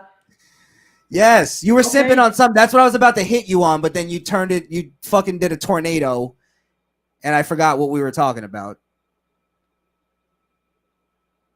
Did you freeze? You froze. You froze. Am I freezing? Still frozen? No, you're back. I think your internet is choppy. My internet is choppy. I've been having problems all day. Yeah. I forgot what we were even saying there, but yeah. You were agreeing with me that Amber Heard abused Johnny Depp, and you were conceding. No, I think there's definitely a difference between a man hitting a woman hitting a man, right? I think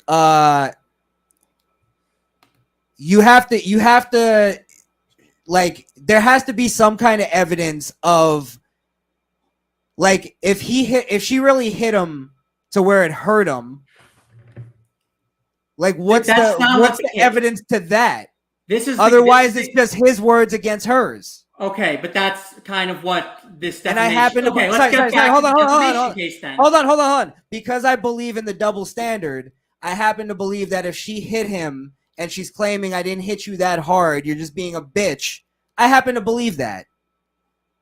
I happen to believe that a woman can't necessarily hit a man so hard, especially a fucking 90-pound who has just hit someone hard. A 90-pound white girl hitting me isn't hurting me. Those are the words unless she's punching me in the face. Guys and girls use since childhood. I've heard these words used when they've hit someone, hurt someone, and then called someone a baby. Maybe he is a baby, but I've heard when I was a kid, when I hit somebody and I hit them hard, and I know I hurt them, I'd even say, "Oh, you're being such a baby. It wasn't that hard." Every time. Mm-hmm. And that was usually a good way for me to shut my victims up. To punch them? To call them a baby. Like, oh, I didn't hit you that hard. You're such a pussy. Yeah, so then you're making the argument that he probably hit her. No. Yeah. I'm making the argument that she hit him. And you're not. A tactic to shut him up. In your own logic, you said that if somebody calls you, hit you that hard, come right. on. And then you said that your only way to shut that person up is to hit them. So that means Johnny Depp would be the person to hit. I didn't say that. I said after I hit someone, the way I stopped them from complaining to anybody else is I said, "Oh, you're being such a baby." And you know what she also said? "No one's going to believe you, Johnny." Mm-hmm. No one's going to believe you. Can you that's what fucking abusers say. That's what rapists say. No one's gonna believe you. And you know what killers say? I'm gonna cut you with this knife. No one's gonna ever have a chance to hear your story. It's apples and oranges, Chow. It's apples and oranges. Procrastination. Chow has victims left. Yeah, wasn't everyone a bully back in school? Well, Crishaun was being bullied. Oh, sure, yeah. Yeah, maybe I should get in contact with your bully and see what the deal was. Who is your bully? We'll have a bully convention. I'm pretty sure. I don't even feel the urge to argue with you because I'm pretty sure nobody believes you knocked anybody out in your life, and nobody believes I was ever bullied. So there's no need for me to even argue with you here. These are white, really white schools, dude. I'm not. As soon as I got into the into a black population, I got into one fight and that was it, and it was a tie, and nothing. I never got into another fight again with anybody. I'm not going to sit here and have the street cred argument with my lawyer.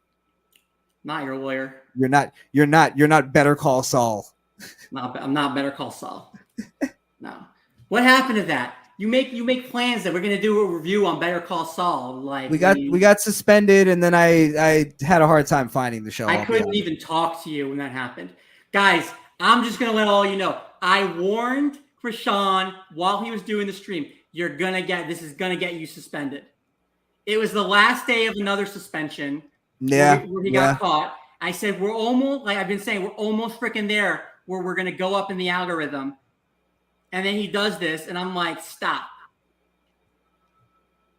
Because I'm actually a good lawyer. Well, you gotta test the water sometimes. I knew right away. No, we didn't. Sometimes you gotta touch the stove. Sometimes you get burned. You know what I mean? Don't touch the stove. And you're right. It was jumping on thin ice, and I shouldn't have done it. I should have took your advice. I want the audience to know. And this is the deal that I had with Crishaun. If I think he's breaking a rule like that, I just want to shut him down immediately. I don't even want to ask him because he's just going to say no. No, no, because then you're going to start. I say a lot of things that are wrong, like because Crishaun knows like branding and stuff like that. And I say a lot of things that are wrong, like over and over. It pisses him off. But like for this is my I know what's gonna get you canceled. I agree. You are totally right on this one. But the only reason why I can't give you full power like that is because you've told me to take down a lot of other videos that didn't get pulled. I have a better ratio than you. Your better argument would be, that's a nonsense argument. Your better argument would have been that one of those community strikes was because of a COVID video that I did where I told people to take vitamin C, and that was against the rules. Well, I'm not going to argue the fucking rules, but yeah. No, also, you did. I got that was your best argument, but you couldn't make it because. Well, I'm not going to blame you for a dumb strike. I'm consistent. Because. That was one of my first times with you on it was probably one of our first times. I didn't know the rules yet, but now I get we get emails about the rules for YouTube. Remember we just text them back and forth when they come out. Like, what was the other one? Don't talk about Ukraine. Yeah, there's it's a very dicey thing with Ukraine, so it's you just stay away from it. But it's at the point where I notice a lot of the top guys even stay away from it. They just mention it now. So it's the people that usually push the envelope aren't even touching that. Maybe it's just not worth it to them. Well, this is the Ukraine map. We can put this on. Don't do it. No, we can put this on. This is Ukrainian. This is U.S. Can I say Ministry of Truth? This is from the Ministry of Truth. Oh, Jesus. See what's happening here. I got to ask Procrastination Station something. And sometimes you got to punch your bitchy girlfriend, Crishaun. Ain't nothing wrong with that. Now, are you joking? Because I hear a lot of guys joke like this, and I don't know if people are serious. Because I hear a lot of guys fight with their women. I don't have fights with my women. Yeah. I don't have physical. It doesn't ever get there. Procrastination's not having fights. He doesn't have the time to do that. I'm not saying he is. I'm just. I don't know if if he's just joking. I hope he is. He's joking. He's just. See, that's why you can't. That's why I'm worried about him being a moderator. But he deserves it. But yeah, well, maybe that's what we need. We need friend of the show. We gotta get him on. Good and evil. I know you're kidding. Procrastination. Procrastination would be a good third wheel. He just keeps them coming. Yeah. He's got them rolling. All right, I see what's going on here. All right. Pull your screen up, jerk. Pull my screen. Oh.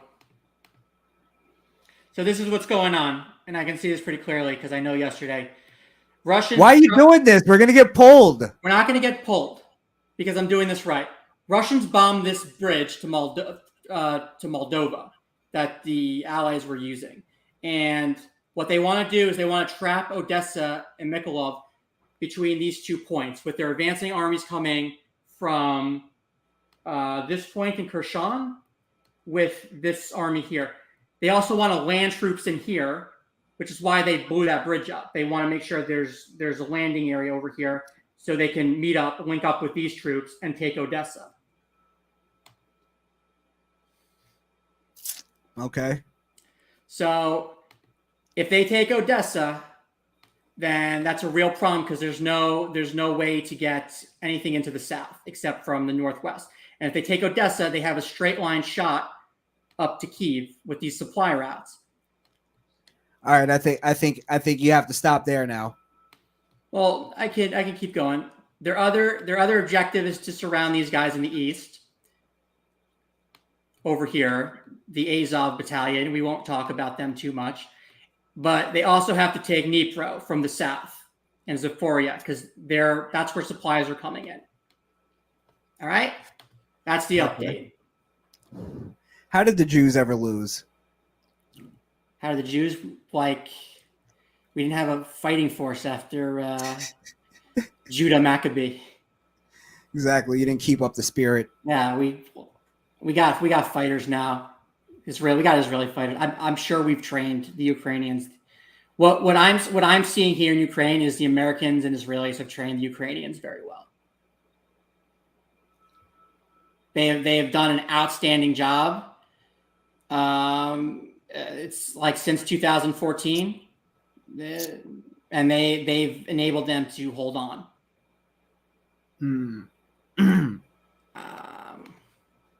Yeah. And right now, but it's a grind, and Ukrainians are feeling it, and we're starting to see some panic from the NATO side because the walls are closing in on the Azov battalion in the east. They know that Russia, they've attacked this the Nistria area. What's Transnistria? You hear me? Yeah. They've attacked the Transnistria area, the Ukrainians, because they want to stop them from linking up with Russian troops, and they know they can't lose Odessa.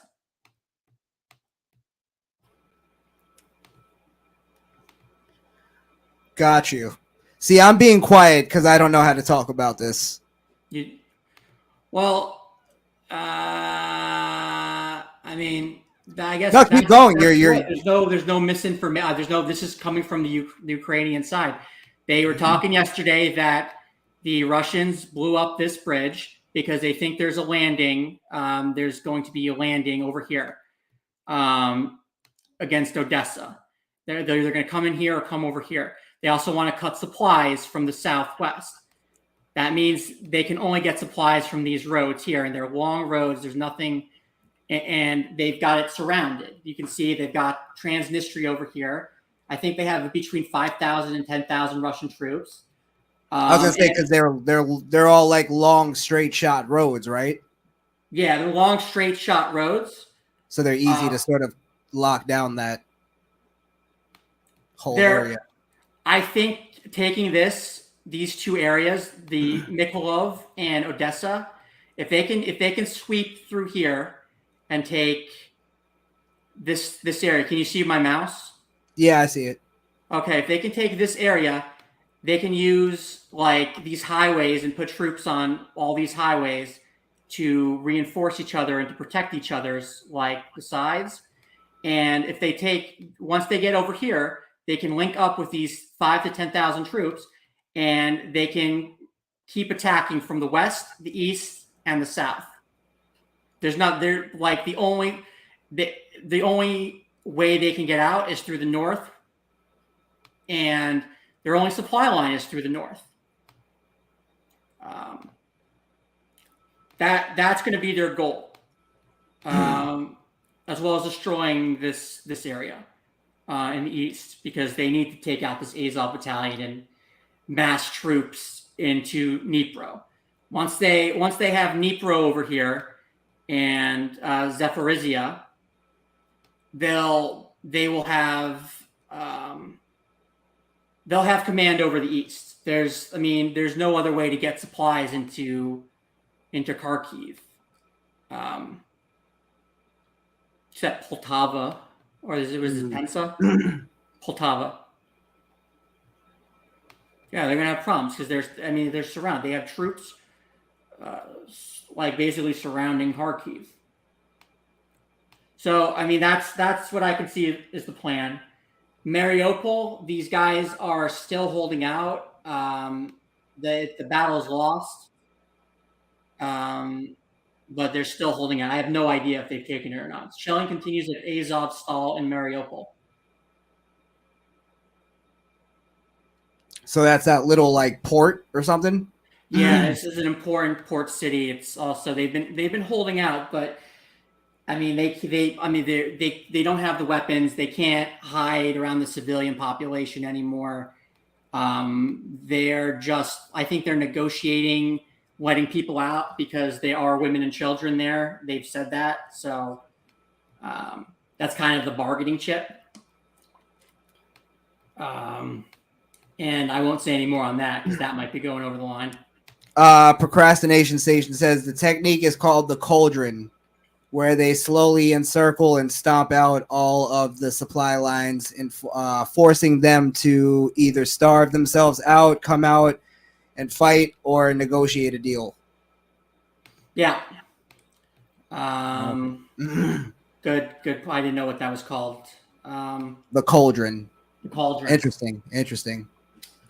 Taking the southern area of Ukraine, that's all they need to do to just really destroy the country. They can't let them take Odessa.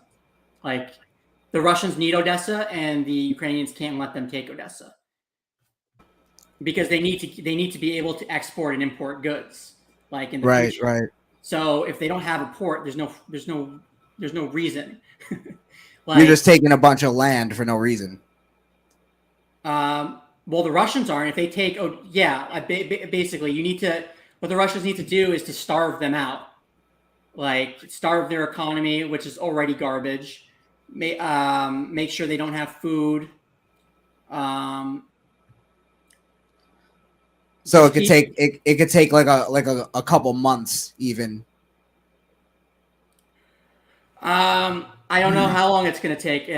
I feel like the Russians they've gotten their shit together. I don't know why they didn't attack that bridge between Moldova and I forget what that area is called. Buzhak, the Buzhak region of Moldova. Yeah. Thank God for Europa Universalis. These little war games really teach you a lot. Yeah. And I think they need to take this out, and they need to gain control over this river somehow. But I think that starts with taking the southern section, the southwestern sections.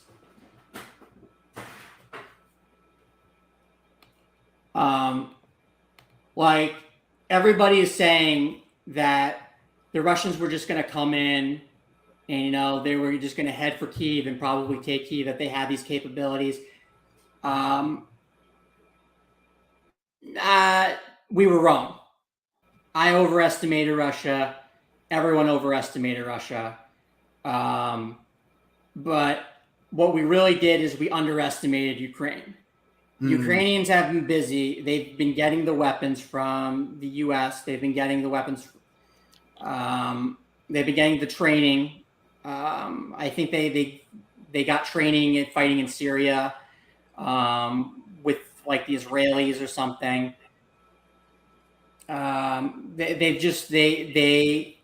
They were 100% prepared for the invasion. And what the Russians should not have done, they should not have told. Like once they were at the borders, they should have just rushed in. They gave Ukraine way too much time to prepare and to get, like the sanctions. I mean, they were prolonged. They could have gone in right away and taken a lot more and taken control. But I think they waited too long, and they allowed the Ukrainians to prepare and get into positions. Huh. I'm trying to think. Is this mountainous? This area over here, satellite. Oh shoot! I'm not paying for this service. Ukraine elevation. It was all very mountainous. But it's getting like Ukraine is getting interesting from a war perspective. From a NATO ally perspective, we're all on the side of Ukraine. It's just interesting to see what the strategy has been. The failures of the Russians to have a good strategy from the get go. What I'm seeing is in this area over here of Ukraine is there's elevation over here, and that's probably why the Russians have had.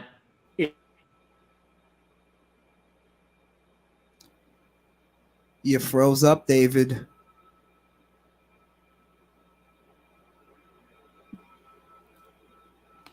You froze up. Yeah. Yeah.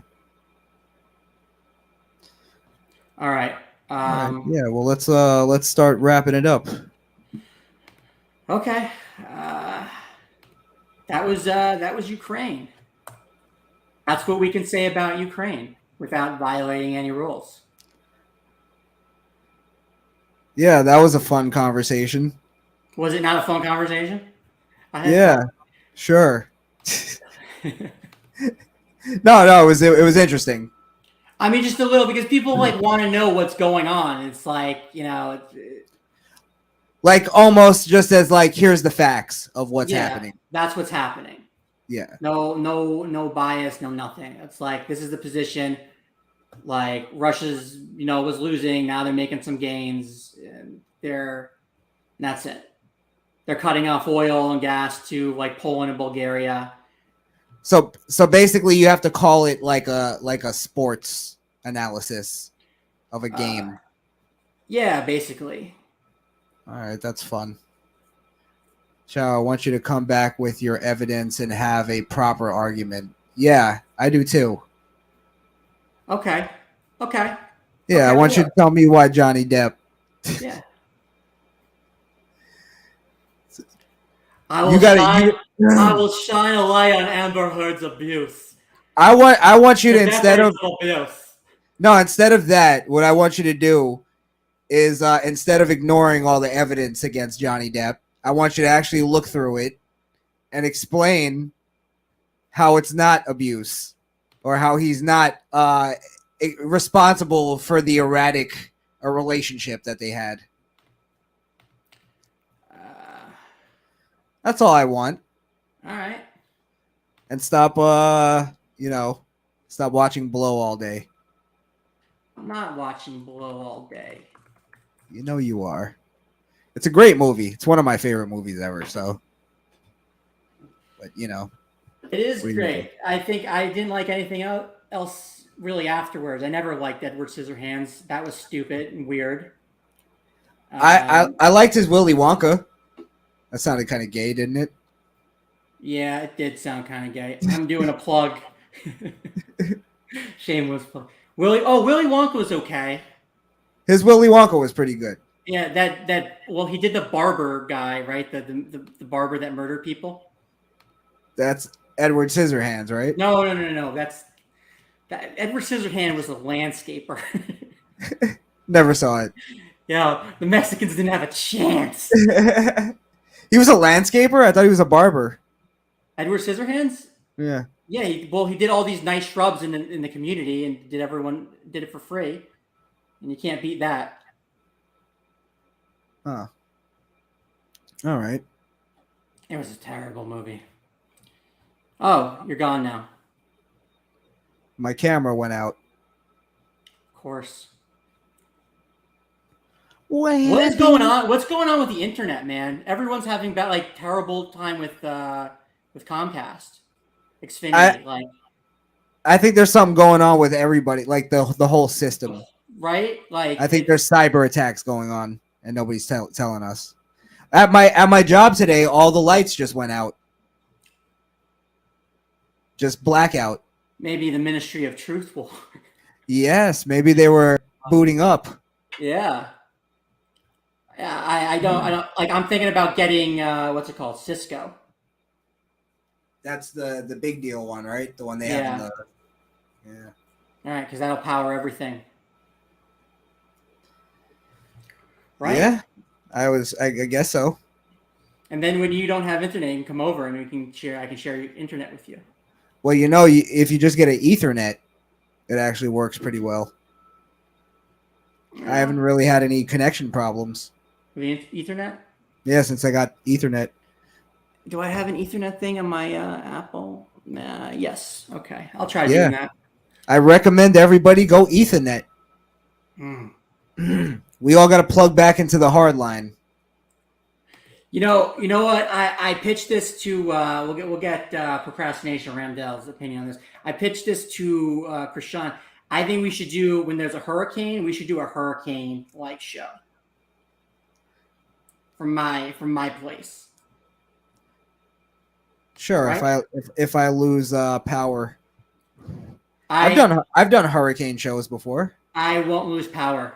And the longest I'll lose power is 24 hours because I'm on the hospital grid. I'm right near the hospital, and I'm right next to the power. What's the thing? The power, whatever. The station. FPL station. Yeah. Nice. Yeah. So I think we should do a hurricane show one time. We're in Florida. We should do a hurricane show. Well, what's going on. Thing about that is you got to wait for a fucking hurricane to come through. It could be like COVID cane. It don't have to be that big. Remember COVID cane? COVID cane? Remember COVID cane? No, I don't remember that. 2020, when that stupid little storm, I think it was Henrico or something. It was nothing. It missed us. We had maybe 40-mile-an-hour winds. And they called it COVID cane because it was going to spread COVID. You're kidding me. They called it the Weather Channel. They call it COVID cane. I never heard that before. Yeah. Here, 1 second. This was a big thing on the weather forums. COVID cane. Is this like Holocausters? No, this is not. This is. Oh, coronavirus here. Weather Channel twist hurricane corona here. This was a big deal in our little weather community. Weather community? Yeah, Weather Channel. You mean everybody? Oh, I mean a community where like people from the Weather Channel were talking to me and other people about this, and we were slamming them. And like the weather community is pretty.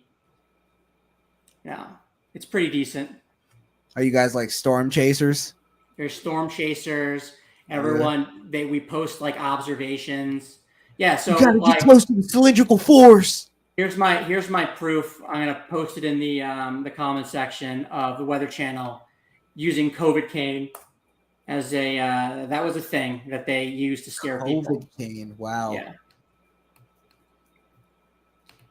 And it was funny watching all these Weather Channel people like come online on the forums and be like, "Yeah, I was against this from the beginning," like trying to throw people under the bus and not take responsibility. Did anybody like back it up as like a real theory? Anybody credible? The Weather Channel. Well, now I guess they're not credible. They're NBC, so.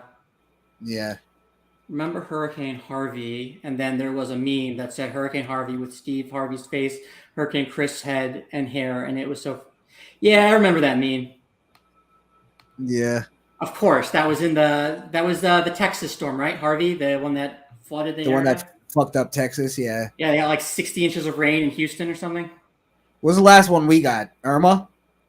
Irma was the big one we got. We got some tropical nonsense. Michael, I think, hit the Panhandle. Everything has just been going to Louisiana. I think Shreveport has had like 4 hurricanes in the last 2 years. They've had like 2 majors, maybe more. I mean, they keep getting hit. Huh. But we'll see this year. I mean, if there's no hurricane season, it's boring. Like this is Florida weather is boring. Yeah. Other than the rain, it's pretty ideal if you think about it. Yeah. I think it's been nice this year. Like it's been dry, cool, like almost in May. I'll tell you, the place that has the best weather to me was California. Yeah. It's like nice and like it's not too hot during the day Because it's dry. It's very dry. They don't get enough rain. And then that's why they're destroying it. True.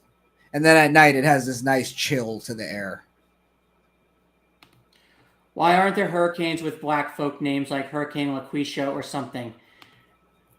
Because the Weather Channel is woke. The National Hurricane Center is woke. They're not going to offend anybody. They would see it as racist. Remember they had to change like one of them because it had like an Arab name or something like that? Oh, no, it had the Chinese prime minister's name, Hurricane Xi.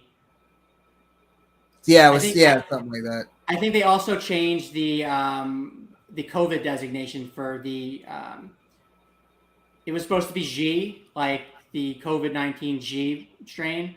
Yeah. And I think they went to Omicron or something. They just skipped it, yeah. They skipped it. And then we followed suit. That's another thing. Like in China right now, that like they're literally living in like a Nazi hell. Concentration camps. They're not getting any food. They're starving them again. That's what they're doing in China right now is fucking not like that's what I consider Nazism. It's just starving people out. It's a Holocaust. Mm-hmm. Johnny Depp now belongs to Elon. How? We all belong to Elon. I guess so, in one way or another. Yeah. Oh, he can have me.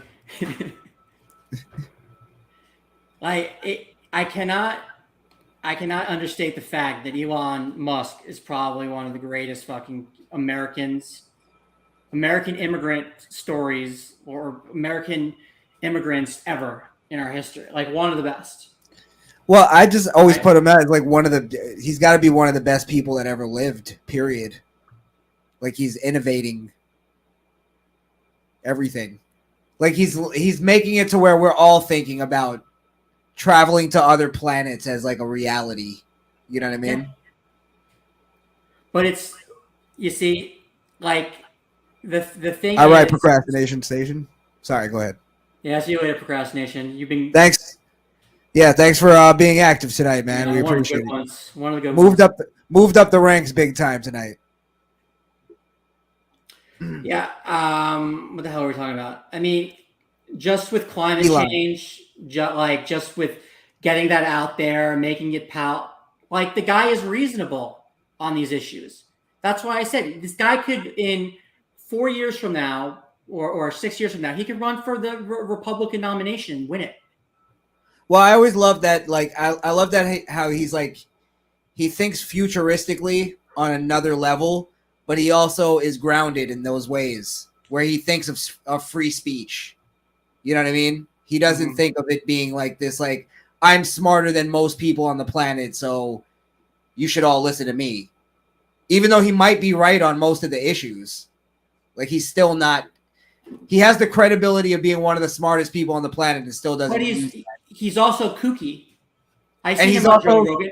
Like, yeah. he's like, I know he's a real person. He's eccentric. He's like all the crazy smart SAT nerds when I was growing up.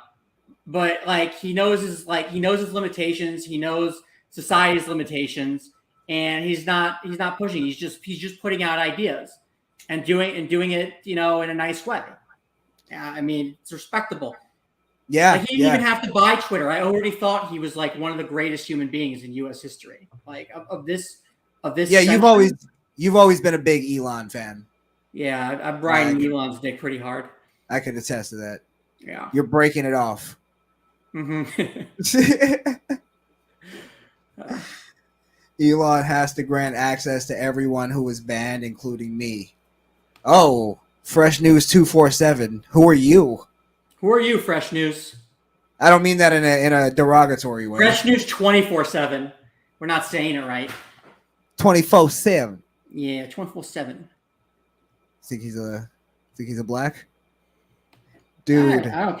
Who cares? I'm playing. Jesus.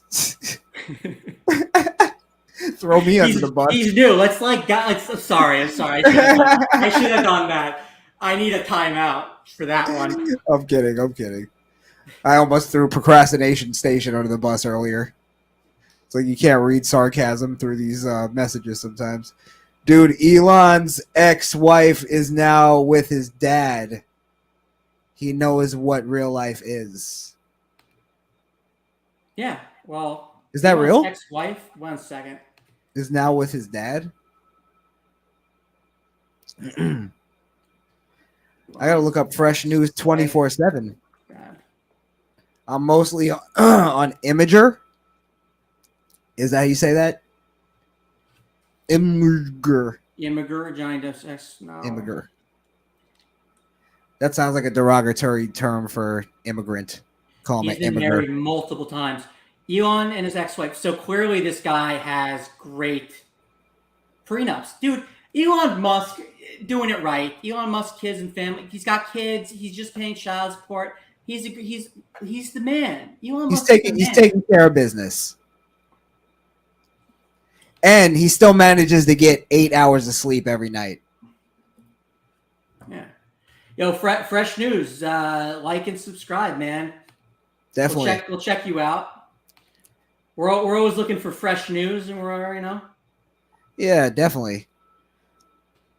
Look up. You're already on Misfit Nation.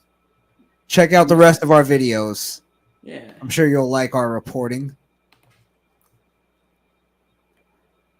He said he's on Imager. Yeah, Imager. Imager.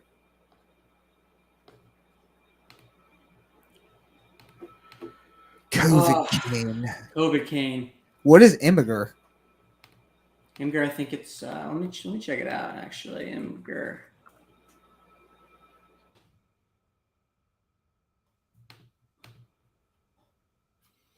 It's it looks like kind of like a TikTok. Ah. We gotta get your social media game up, Crishaun. Especially now. You can also find me on IG and Reddit. Was were you pretending to care about my social media status to promote your own shit? Is that what you just did? No, I think you limey bastard. I think we should go off each other every single day on social media, and that'll grow, especially now with Twitter coming back. It's the sky's the limit at this point. So many people are are just adding each other because we're all happy about the Elon Musk story. Yeah, I mean, I'm just I don't get on social media that much, but I definitely have to. But I definitely know that's something I have to work on, and I appreciate you confronting me live on air in front of everybody about it. Who cares that you gotta confront? I'm joking. We gotta talk about our personal lives on the show, man. We gotta keep them interested in the going ons. All right, go talk about your personal life. Let's hear it. Oh, here, I got something personal. Talk about Here, C. Ramdale. Crishaun, we known each other, 10 years now? About that, I think. I've known C. Ramdale for a long time. 10 years? Yeah. And I've only met him once or twice. Really? In person. Yeah. I met him in person and then through a friend. I want to meet him just to He's a cool kid. Okay. I met him when he was a little kid too. Yeah. Mm-hmm. I've been kind to C. Ramdale. He's a great supporter of the show. He's always there. Supporter. Yeah, he comes on the Getter and Twitter. All right, give me one personal affect. Personal affect? You told me to say we got to get personal. Oh, okay, I'll give you one personal thing. Kick it off because I'm not a personal person. What's personal? The least these people know about me, the better. We got to find the line, but talking about show politics is, that's not crossing the line, I don't think. I'll call you out. And you should call me out for not knowing branding, man. Not knowing Brandy? Branding. Like you could tell Branding. everybody, like I'll even tell it.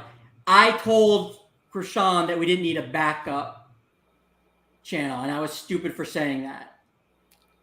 Thanks for admitting that. Like I was like, we don't really need that. I was just focusing on the like an idiot. I was really dumb. And that was coming in handy. And then we gotta let's hope Elon buys YouTube. Oh, that would make me fucking lose my mind. I don't think he has to. I think he just has to integrate Twitter. You froze. Hold it. Oh, maybe he's not coming back this time. Sorry, he has to integrate what now? He's got to integrate Twitter with Rumble and Odyssey and all these other conservative things like Truth Social, so he can get videos from those other sites. Use Twitter to build those other sites. Rumble. He should invest in Rumble and then integrate with Rumble. That's interesting. How much is Rumble? What's Rumble stock? Well, I think either one of the owners or one of the key investors is Dan Bongino, and he talked about it on his show that he's open to working with Elon Musk on some kind of thing like that. So why not? He's shown to be fair. So yeah. 36 cents for okay. Here, look at this. 1 second. I'll give you.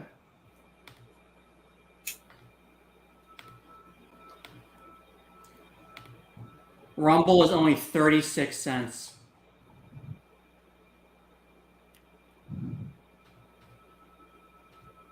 I wonder if it would be good to invest in Rumble. I will make an investment today.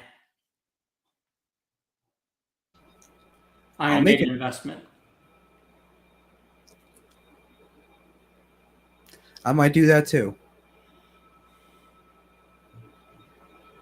I feel like it might pop up. Get a TD, yeah, for sure. Especially now because it's I guess it could always go down to 10 cents, but I just don't. I don't see that happening.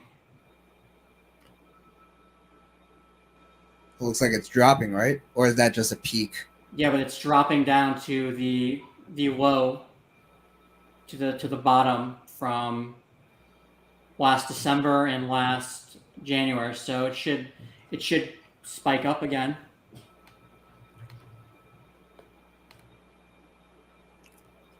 Yeah. Make some quick cash. Let's see. Zenith Minerals Limited.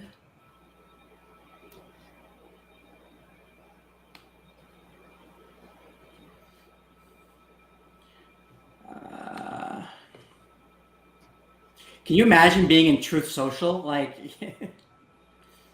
well, I hear Truth Social isn't doing too well. It's not. It's not as like, and especially now, I think it's going to hurt Truth Social. Well, that's why I think Trump is definitely getting back on Twitter at some point. Right, but here's the thing: all those conservative, like social media sites.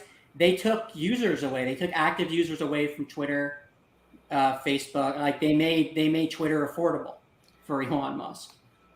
Yeah, but people use more than one social media site. Right, but they weren't like Twitter's users were going down. I think so is Facebook's. Well, that's why I think a lot of people who claim that they deactivated their account, I think they're going to activate their account again at some point. It's just something big has to happen in, pop culture where they're going to have to get their fix back on Twitter. Yeah, I think so. Like, why else be out? Like, it just makes sense to go back. We got how many? 7 months until election in November in 2022. Like, you gotta kick their asses on Twitter wherever you can. Yeah. That is true. What is Tucker doing in Iowa?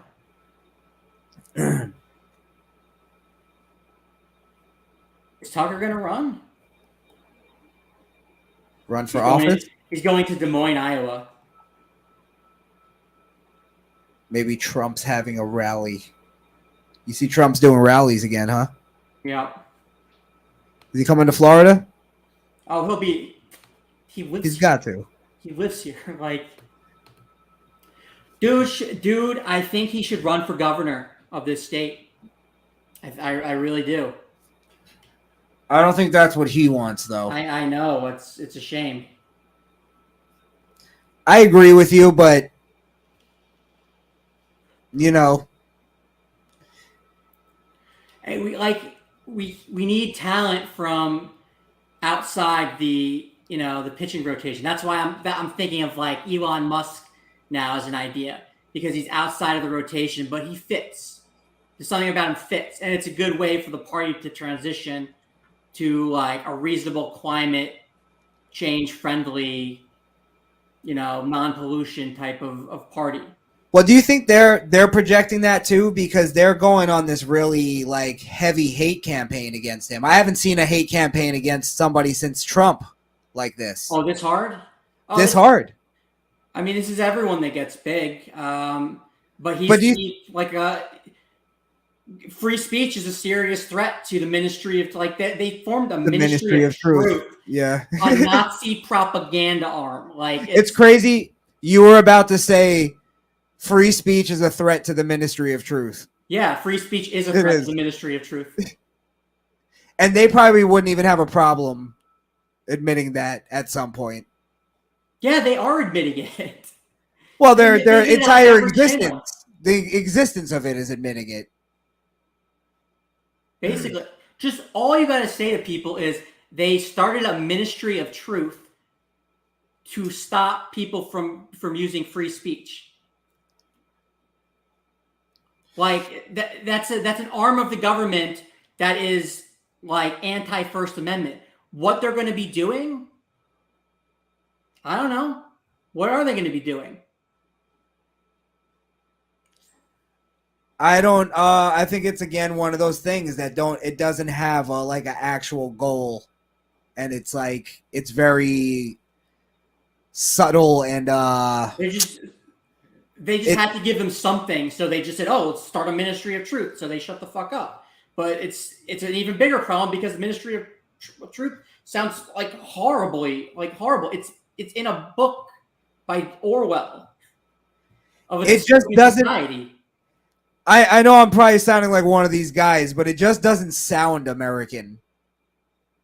The Ministry of Truth, and I know it's weird to say that, but it's just like it sounds like a like to have that as a government like wing. Well, I looked at articles where they were saying Russia has its own Ministry of Truth because that's how ominous it sounds to have a ministry of like. The Ministry of Magic. I wonder what was the Ministry of Magic in Harry Potter? Was that the Ministry of Magic? Is that evil? Probably. I don't know. I didn't watch Harry Potter. I was too cool for that. Responsible for regulating and enforcing laws for the magical community, as well as keeping said community hidden from the Muggle world.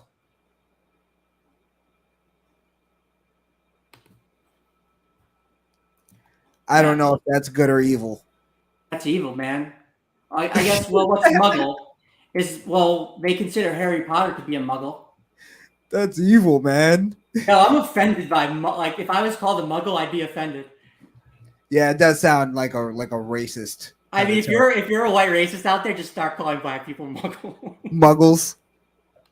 Shut up, you Muggle. You'll probably get hit for that because it's so. You think so? Yeah, it's too on the nose. Well, did you see the one guy he calls the guy boy, and the black guy punches him in the face, and TYT was like basically making an argument why it was okay. Yeah, it's not. Like, what was their argument? That he was just compelled by the history of racism and the oppression that he feels all the time. It's just built up inside him. He had to fight it. When a black man hears the word boy, it harkens them back to that time. You know what I mean? But then they were making the argument that he was approaching him aggressively, which you could kind of, I guess, say that. Dude, shut the fuck up.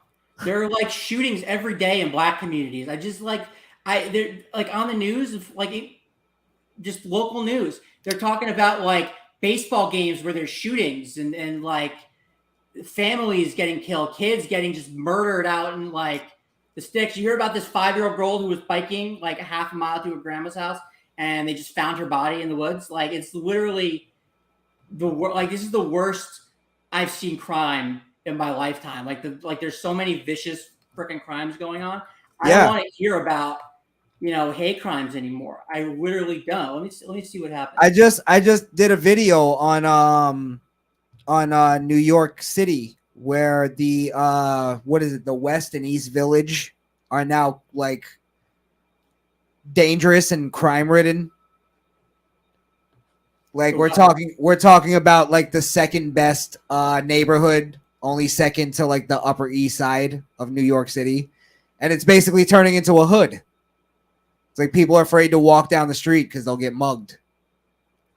And it's crazy, and I don't blame those people who want to keep the lockdowns going in place so they can stay in their homes, like away from all this. It's just insane what's going on. Let me see. 2020, you had 900. You had almost 1,000 kids between the ages of 0 and 11 killed. 1,000. 1,000 kids in the whole country. Yeah. That's murder, right? I think killed or oh no, this is killed or injured. What the fuck? Let me go to the right page here. Yeah, I was gonna say that's a lot. Sorry. And then we go, oh, it's only 567. Oh, all right. That's what I was seeing in 2020 when the BLM riots was like picking up. I just started seeing so many crimes against children, like murders of children that were just vicious. So some black dude just goes up to a white kid who's driving around on like I think he was on his bike and just didn't like he was on his lawn and just shot him in the back of the head, execution style. And they had invited this guy over for like dinner, and it's like, what the what's going on? And you had these people online with BLM who are like, oh, it doesn't matter. It's just one white kid. Who cares? Right. It's insignificant. It doesn't make up for the 400 years. It's like, all right. What, do you just want to kill all white people then? Basically. There's been 1,500 people, children under the age of 18 killed. 2021. Even more. And it was 1,300 in 2020. So it's growing in that pattern at least. 1,500. We're only in April. Like this is not even when it heats up. It's like the crime really gets out of control in the summer months. And we're already like 6,052. Where's the most? 4 months. The most since they've been recording. I think the most was last year. But like, no, where? Where is it happening? Does it have it like split into states or anything like that? Charts and maps. Let me see. Home invasions, teens killed or injured, children numbers, officer shot, subject number of deaths in 2022. I mean, that's the best I can do. The map, yeah. Yeah, I mean, look, this is like Detroit and what's this called? It's the big cities, it looks like. It's Chicago. Wisconsin has just been a hellhole. Milwaukee, since the BLM stuff. Minneapolis. Look at this. Florida. We even have our share. Yeah, but it's like spread and. That's a lot of the coast. It's like the whole coast. It's Orlando, it's Tampa, Jacksonville, Broward, and Miami-Dade, and then up the coast. Because It's like most of those dots are Disney employees. it could be. This is Dallas. This is I think this is Houston, Go to California. Los Angeles, Sacramento. Yeah. Wait, is this Sacramento? No, this is Golden State. This is I bet you that's Stockton. Oakland and San Francisco. Oakland, right? I'm Yeah. guessing Stockton. Nah. It's Well, Oakland. that's the highest, the most dangerous place in America. Dangerous city. I mean, this is really what it is. Like, this is a problem for Democrats. Like, there's a lot in these lily white states, like Pennsylvania. It's Philadelphia, really, and Pittsburgh, and there's nothing in Trump country. I mean, this is like Buffalo. I think Utica, Syracuse. I mean, well, here's the thing: is I did a video on the most dangerous cities. That's how I knew about the California thing, and when you actually look into what's all the top 10 most dangerous cities in America are all blue cities. I mean, sorry. Yeah. Even if it's in a red state, it's literally just the one little blue speck surrounded by all red. It's the most dangerous place in America. Yeah. So, Little Rock, Arkansas, is the only blue area. The rest of the state is fine. Outside of Little Rock. Well, my point was just gonna be that I'm sure, just because of what that research that I looked, I bet you if we were to narrow all this down, you'd find that this is all happening in more blue counties and cities. Yeah. Look where I'm pointing. This is a Republican area. This beach area here in North Carolina, this is Republican. There's no it's 1, 2, 3, 4, 5. You can have a you couple go back crazies. here. This is like Raleigh, Durham, and all that, and this is I think Charleston. Well, what's throwing me off about Florida is the central. Orlando to Tampa. Tampa. Are those blue? Because I know South Florida is blue. Tampa. Let's freaking be real. It's the African American population there. It's the urban area. I can see that. Oh, and I can see that in most of these, to be honest. I mean, look at the hick areas. This is Trump country over here, except for this is Democrat because it's the capital. Well, all right. Over here by Mobile, there's more. Okay, let me make this easier, right? You see Louisiana, Louisiana, Florida, that's all black, right? But then you see the few dots, and that's rape, murder, and torture. Yeah, you can't count New Orleans New Orleans, Baton Rouge. Yeah, that's all drive-bys, stray bullets, that type of shit. And then when you go to those few dots in North Carolina, that's the rapists and torturers. Texas paints the picture. This is Houston. What? No, go ahead. Well, Texas, this is Dallas. This is Houston. The rest of the state, this is I think Austin. Maybe this is or San Antonio, Austin. I'm not sure. But you see, as you get into Trump country, there's not you're not going to have murders. You're not having and then you have some on the border here, Brownsville up to Corpus Christi. Coyotes, we know what the deal is. Coyotes, we know what that is. Over here, this is weird. I think this is Lubbock. That's El Paso, isn't it? Is this El Paso? That little point. That little point, I believe. Maybe I'm wrong. Maybe I have it totally wrong. El Paso. You're saying El Paso is the corner, right? Yeah, the Panhandle. I thought that was Lubbock.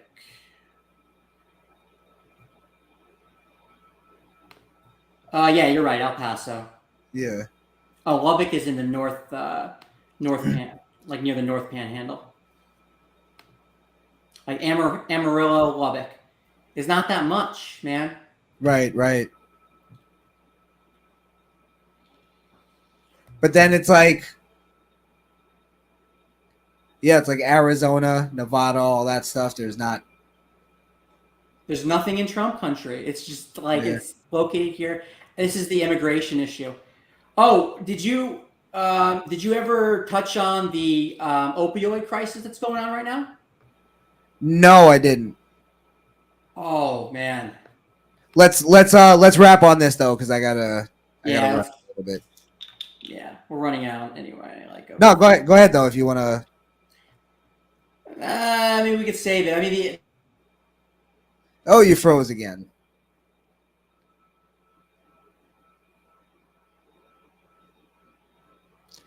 While Chow is unfreezing, don't forget to like, share, and subscribe, people. We're about to wrap up in a minute. the opioid problem is by far the worst medical issue in the country right now. I think you had 100,000 people dead this year of drug overdose. Jesus Christ. I'm not. Let me see how much is opioid. And that's mostly like fentanyl, right? Yeah, and that's coming from the California side of the border. Drug overdose deaths top U.S. deaths in U.S. top 100,000 annually. This was November 17th, 2021. Now, how do we know that it's coming from California? 75, because they're tracking it back to fentanyl-laced opioids that is coming from the Baja California side, and the Chinese are shipping it to Mexico from that side. Gotcha. Okay. I want to see if I'm correct. So they're shipping it into Mexico and then illegally trafficking it into America? Yes. Really? Yeah, here, Breitbart. Major fentanyl shipment from China seized in Mexico. This was on August 25th, 2019. When Trump was in office. This is really what the freaking problem is with the border. It's in addition to everything else, but. So wait. Let me make sure. All right, go ahead. Maybe you're going to explain that right now. I'm sorry. Navy of Mexico. The Secretary of the Navy of Mexico has reported a major fentanyl seizure believed to be of multi-ton of Mexican port city of Lázaro Cárdenas in the state of Michoacán. Lázaro Cárdenas. Let's see where that is. Lázaro Cárdenas. Ugh. It's a person.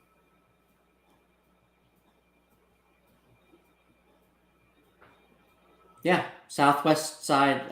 Like Costa Rica, ain't it? No, this is Mexico, near Mexico City. Oh yeah, Costa Rica is like further. So where is it coming from? It's coming from China. So how's China? Are they using the cartel? Yeah, they're shipping it to Mexico, and the cartel is putting it in the opioids. Holy fuck! I didn't know this. Yeah, they are literally they're fucking killing us.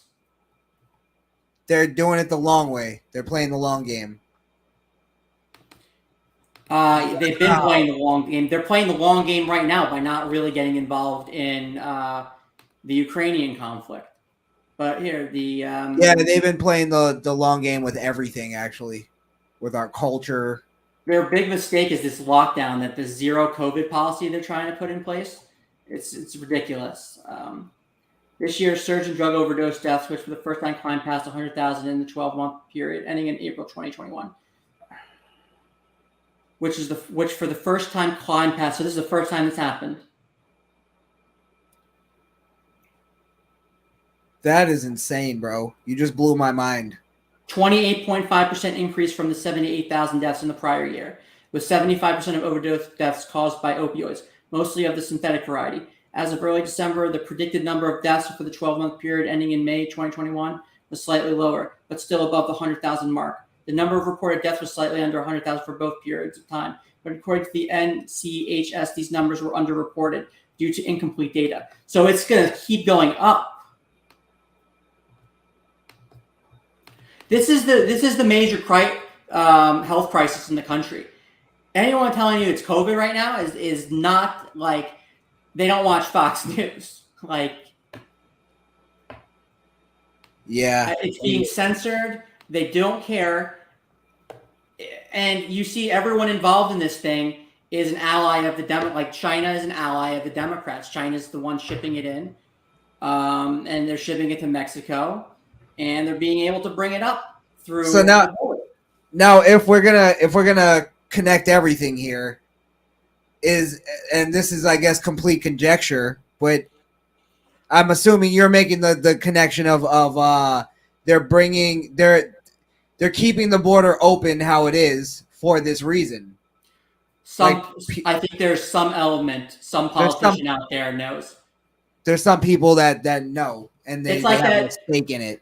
It's like that politician I was telling you about in New York who was like corrupt with immigration. He built an immigration community and tried to get like a passport from like a Central American country. Let's call it coast like Belize. You know, he tried to get dual passports that would work in Belize and their city, so people from that city could go to Belize and use it as a passport, and then go back. Wow. And that city, they cops were running a sex trafficking ring, and that mayor is the one who hired all those cops. So basically, he used his power to make policy to sort of make it easier to. Yeah, a New York Democrat in lower upstate New York. That was his shtick. He wanted those passports. He wanted like open borders. Because he was running a human trafficking operation, and some of I think I told you one of the cops got caught because he made one of the people being sex trafficked suck his ding dong, and they caught a whole sex trafficking crew, and they had children, underage women, and they were just bringing them over the border constantly. Jesus Christ, like a revolving door coming through it. Oh my God. These guys were just and they were like a Mexican cartel that were doing sex trafficking, and they had connections over the border. So they just kept going back and forth. You see, there's a lot of people right now that are going to the border, like citizens that are just going and bringing guns and shit, and they're basically documenting what they're seeing out there, and they're saying they're seeing a lot of coyotes walking with underage kids, all that type of shit, and they're saying they're seeing this shit like daily. Yeah. I mentioned the polls a lot. What these Democrat polls aren't seeing is that when people you can see when people place importance of issues, you can see which issue favors which party. And you see that Republicans and independents care more about the border and immigration than Democrats. And they care more about crime and what else? Crime. And some of that's from crime at the border. They're interchangeable. They're not Democrat polls aren't seeing that. They're not seeing that crime is getting to be a bigger and bigger issue. Yeah. Because they don't want to see it. This idea that they're going to they're going to repeal Trump's executive, 42? Executive Order 42. It was a good policy, decent. It's helping out, but this administration has an open border policy. They do not care. They are trying to bring as many people into the country as possible. And the cartels know this, and the cartels are going to work with it. They're advertising to bring people over the border. Yeah.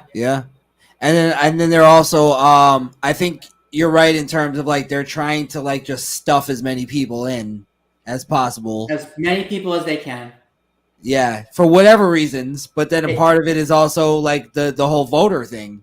They think they're importing votes. They want to create a bigger wealth gap in the country. They're importing poverty, And those people they think will eventually be voters. And once they're voters, they're going to hit them hard with propaganda. It's also more reliance on the government. Right, more reliance on the government. These they're going to need they need subsistence to survive, especially with these numbers. This idea that our employment rate is our economy is doing good and look at the employment rate. I'm telling you that what's coming is it reminds me of Nazi. Literally, I keep going back. It reminds me of Nazi Germany, where there's just there were too many Germans after World War I because Russia annexed German land, and they just got squeezed together. And then they squeezed Jews in and Polish people in and all kinds of immigrants in, and they couldn't take it anymore because they didn't have jobs themselves, and they had inflationary problems in Germany. So I mean, it's it creates a powder keg, right, ready to blow. And I'm going to show you this study. I got to find it tonight, but this guy recorded all of this. Obviously he said, "Oh, immigrants are not the problem," and but check out all this stuff. And there were these statements from the Social Democrats, the communists, and the businesses, and they were saying these immigrants do the jobs that Germans won't do. Yeah. And when you read that, you understand the issue here. And the same thing is happening with Ukraine. All those Ukrainians moving into Poland and Russia's gonna I'm not. Let's not even gonna. I won't even mention it. If Russia plays a long game. Well, I was gonna say I've noticed that with the workforce itself is they've hired a lot of immigrants, which is what it seems like. Yeah. No problem if they're going through the right thing, But the thing that I've noticed is that a lot of immigrants don't understand things like labor laws and workers' rights and things like that. And corporations love that. Yep. They love that they don't understand it. Yeah. And when they see people like me, who I'll bring up a labor law to a manager, they get pissed off at me. Oh yeah. Oh yeah. You know what I mean? And I think that's another part of it. That these corporations love the fact that these immigrants don't understand it, and they'll just keep working like robots. And it's fucked up because they're not getting the same rights, and they're being used. Well, eventually they're going to contact a lawyer. I did Fair Labor and Standards Act litigation for a short time. It's all illegal immigrants, and what they're going to do is the opposition. What they're going to do is they're going to threaten your client during deposition. They're going to bring their client, the defendant, and they're going to stare them down, and they're going to say, "Where do you live? Who else lives with you? Do you have family living with you? What's the address? Are you a legal resident? Where are you from?" That line of questioning. Right. And if they're threatening them, they're doing that to threaten them. Oh, give me the names and numbers of everybody that you live with, and they live with other illegal immigrants. Yeah, it's like management and the heads of these corporations. They specialize in gaslighting and fear tactics and intimidation tactics, and they hate when they get called out on it. They want as many impoverished people as possible, and we saw that when what company was talking about inflation. I forget the quote. But this corporation was talking about inflation, how it was good because it would lower wages, because more people would try to enter the job market desperate to pay off bills, and they're taking jobs that they normally wouldn't because they need the income to afford just basic necessities. Right. We're going into an economic recession. I don't know if it's going to be a depression. I think it will be. And at the same time, we're increasing, interest rates, and the dollar has gone up to it. Like the dollar is worth, was it 103.32? What is this? Whatever. It's worth more because people around the world keep using it. But the issue is interest rates are going up. And I just read today that mortgage application rates are down 50%. So the real estate market is drying up and prices are about to come crashing down. So when that happens, there's going to be layoffs in that department. Refinances are going down. The market is saturated. What people need to be in is like cash. They should be holding cash right now, and getting ready to invest once things change. But like I keep seeing, the Dow is going up. The Dow is back up. It fell down like 800 points the other day. Let me see. It went down 500 points, and then it went down like 800 points. Then it went back up a little bit. But like, it's just a mirage. The economy, like a good economy, is just a mirage. The unemployment rate they're touting about, it's like 4%. It's like, I forget what kind of inflation is going on that's making that happen. I think it's the interest that what's it called, the monetary like inflation that's going up. So it's creating like lower unemployment. I forget the whole gist of it, but it's not good. The unemployment rate is not a good indicator right now. Right. It's down so much. It is a sign that there's a big inflation bubble on the monetary side, and that's why they're lowering interest rates so fast. Increasing interest rates so fast because they need to get ahead of it because it's coming. There's going to be supply shock. There's going to be China can't be shut down and keep increasing demand and lowering their supply of goods that they send out and not affect us. It's affecting the whole world economy. Food. We were talking about food. Food is is a crisis in the making. I'm sure there are people starving right now. Food shortages. Like in other countries, why food shortages are unlikely to occur in the U.S. Africa food crisis looms.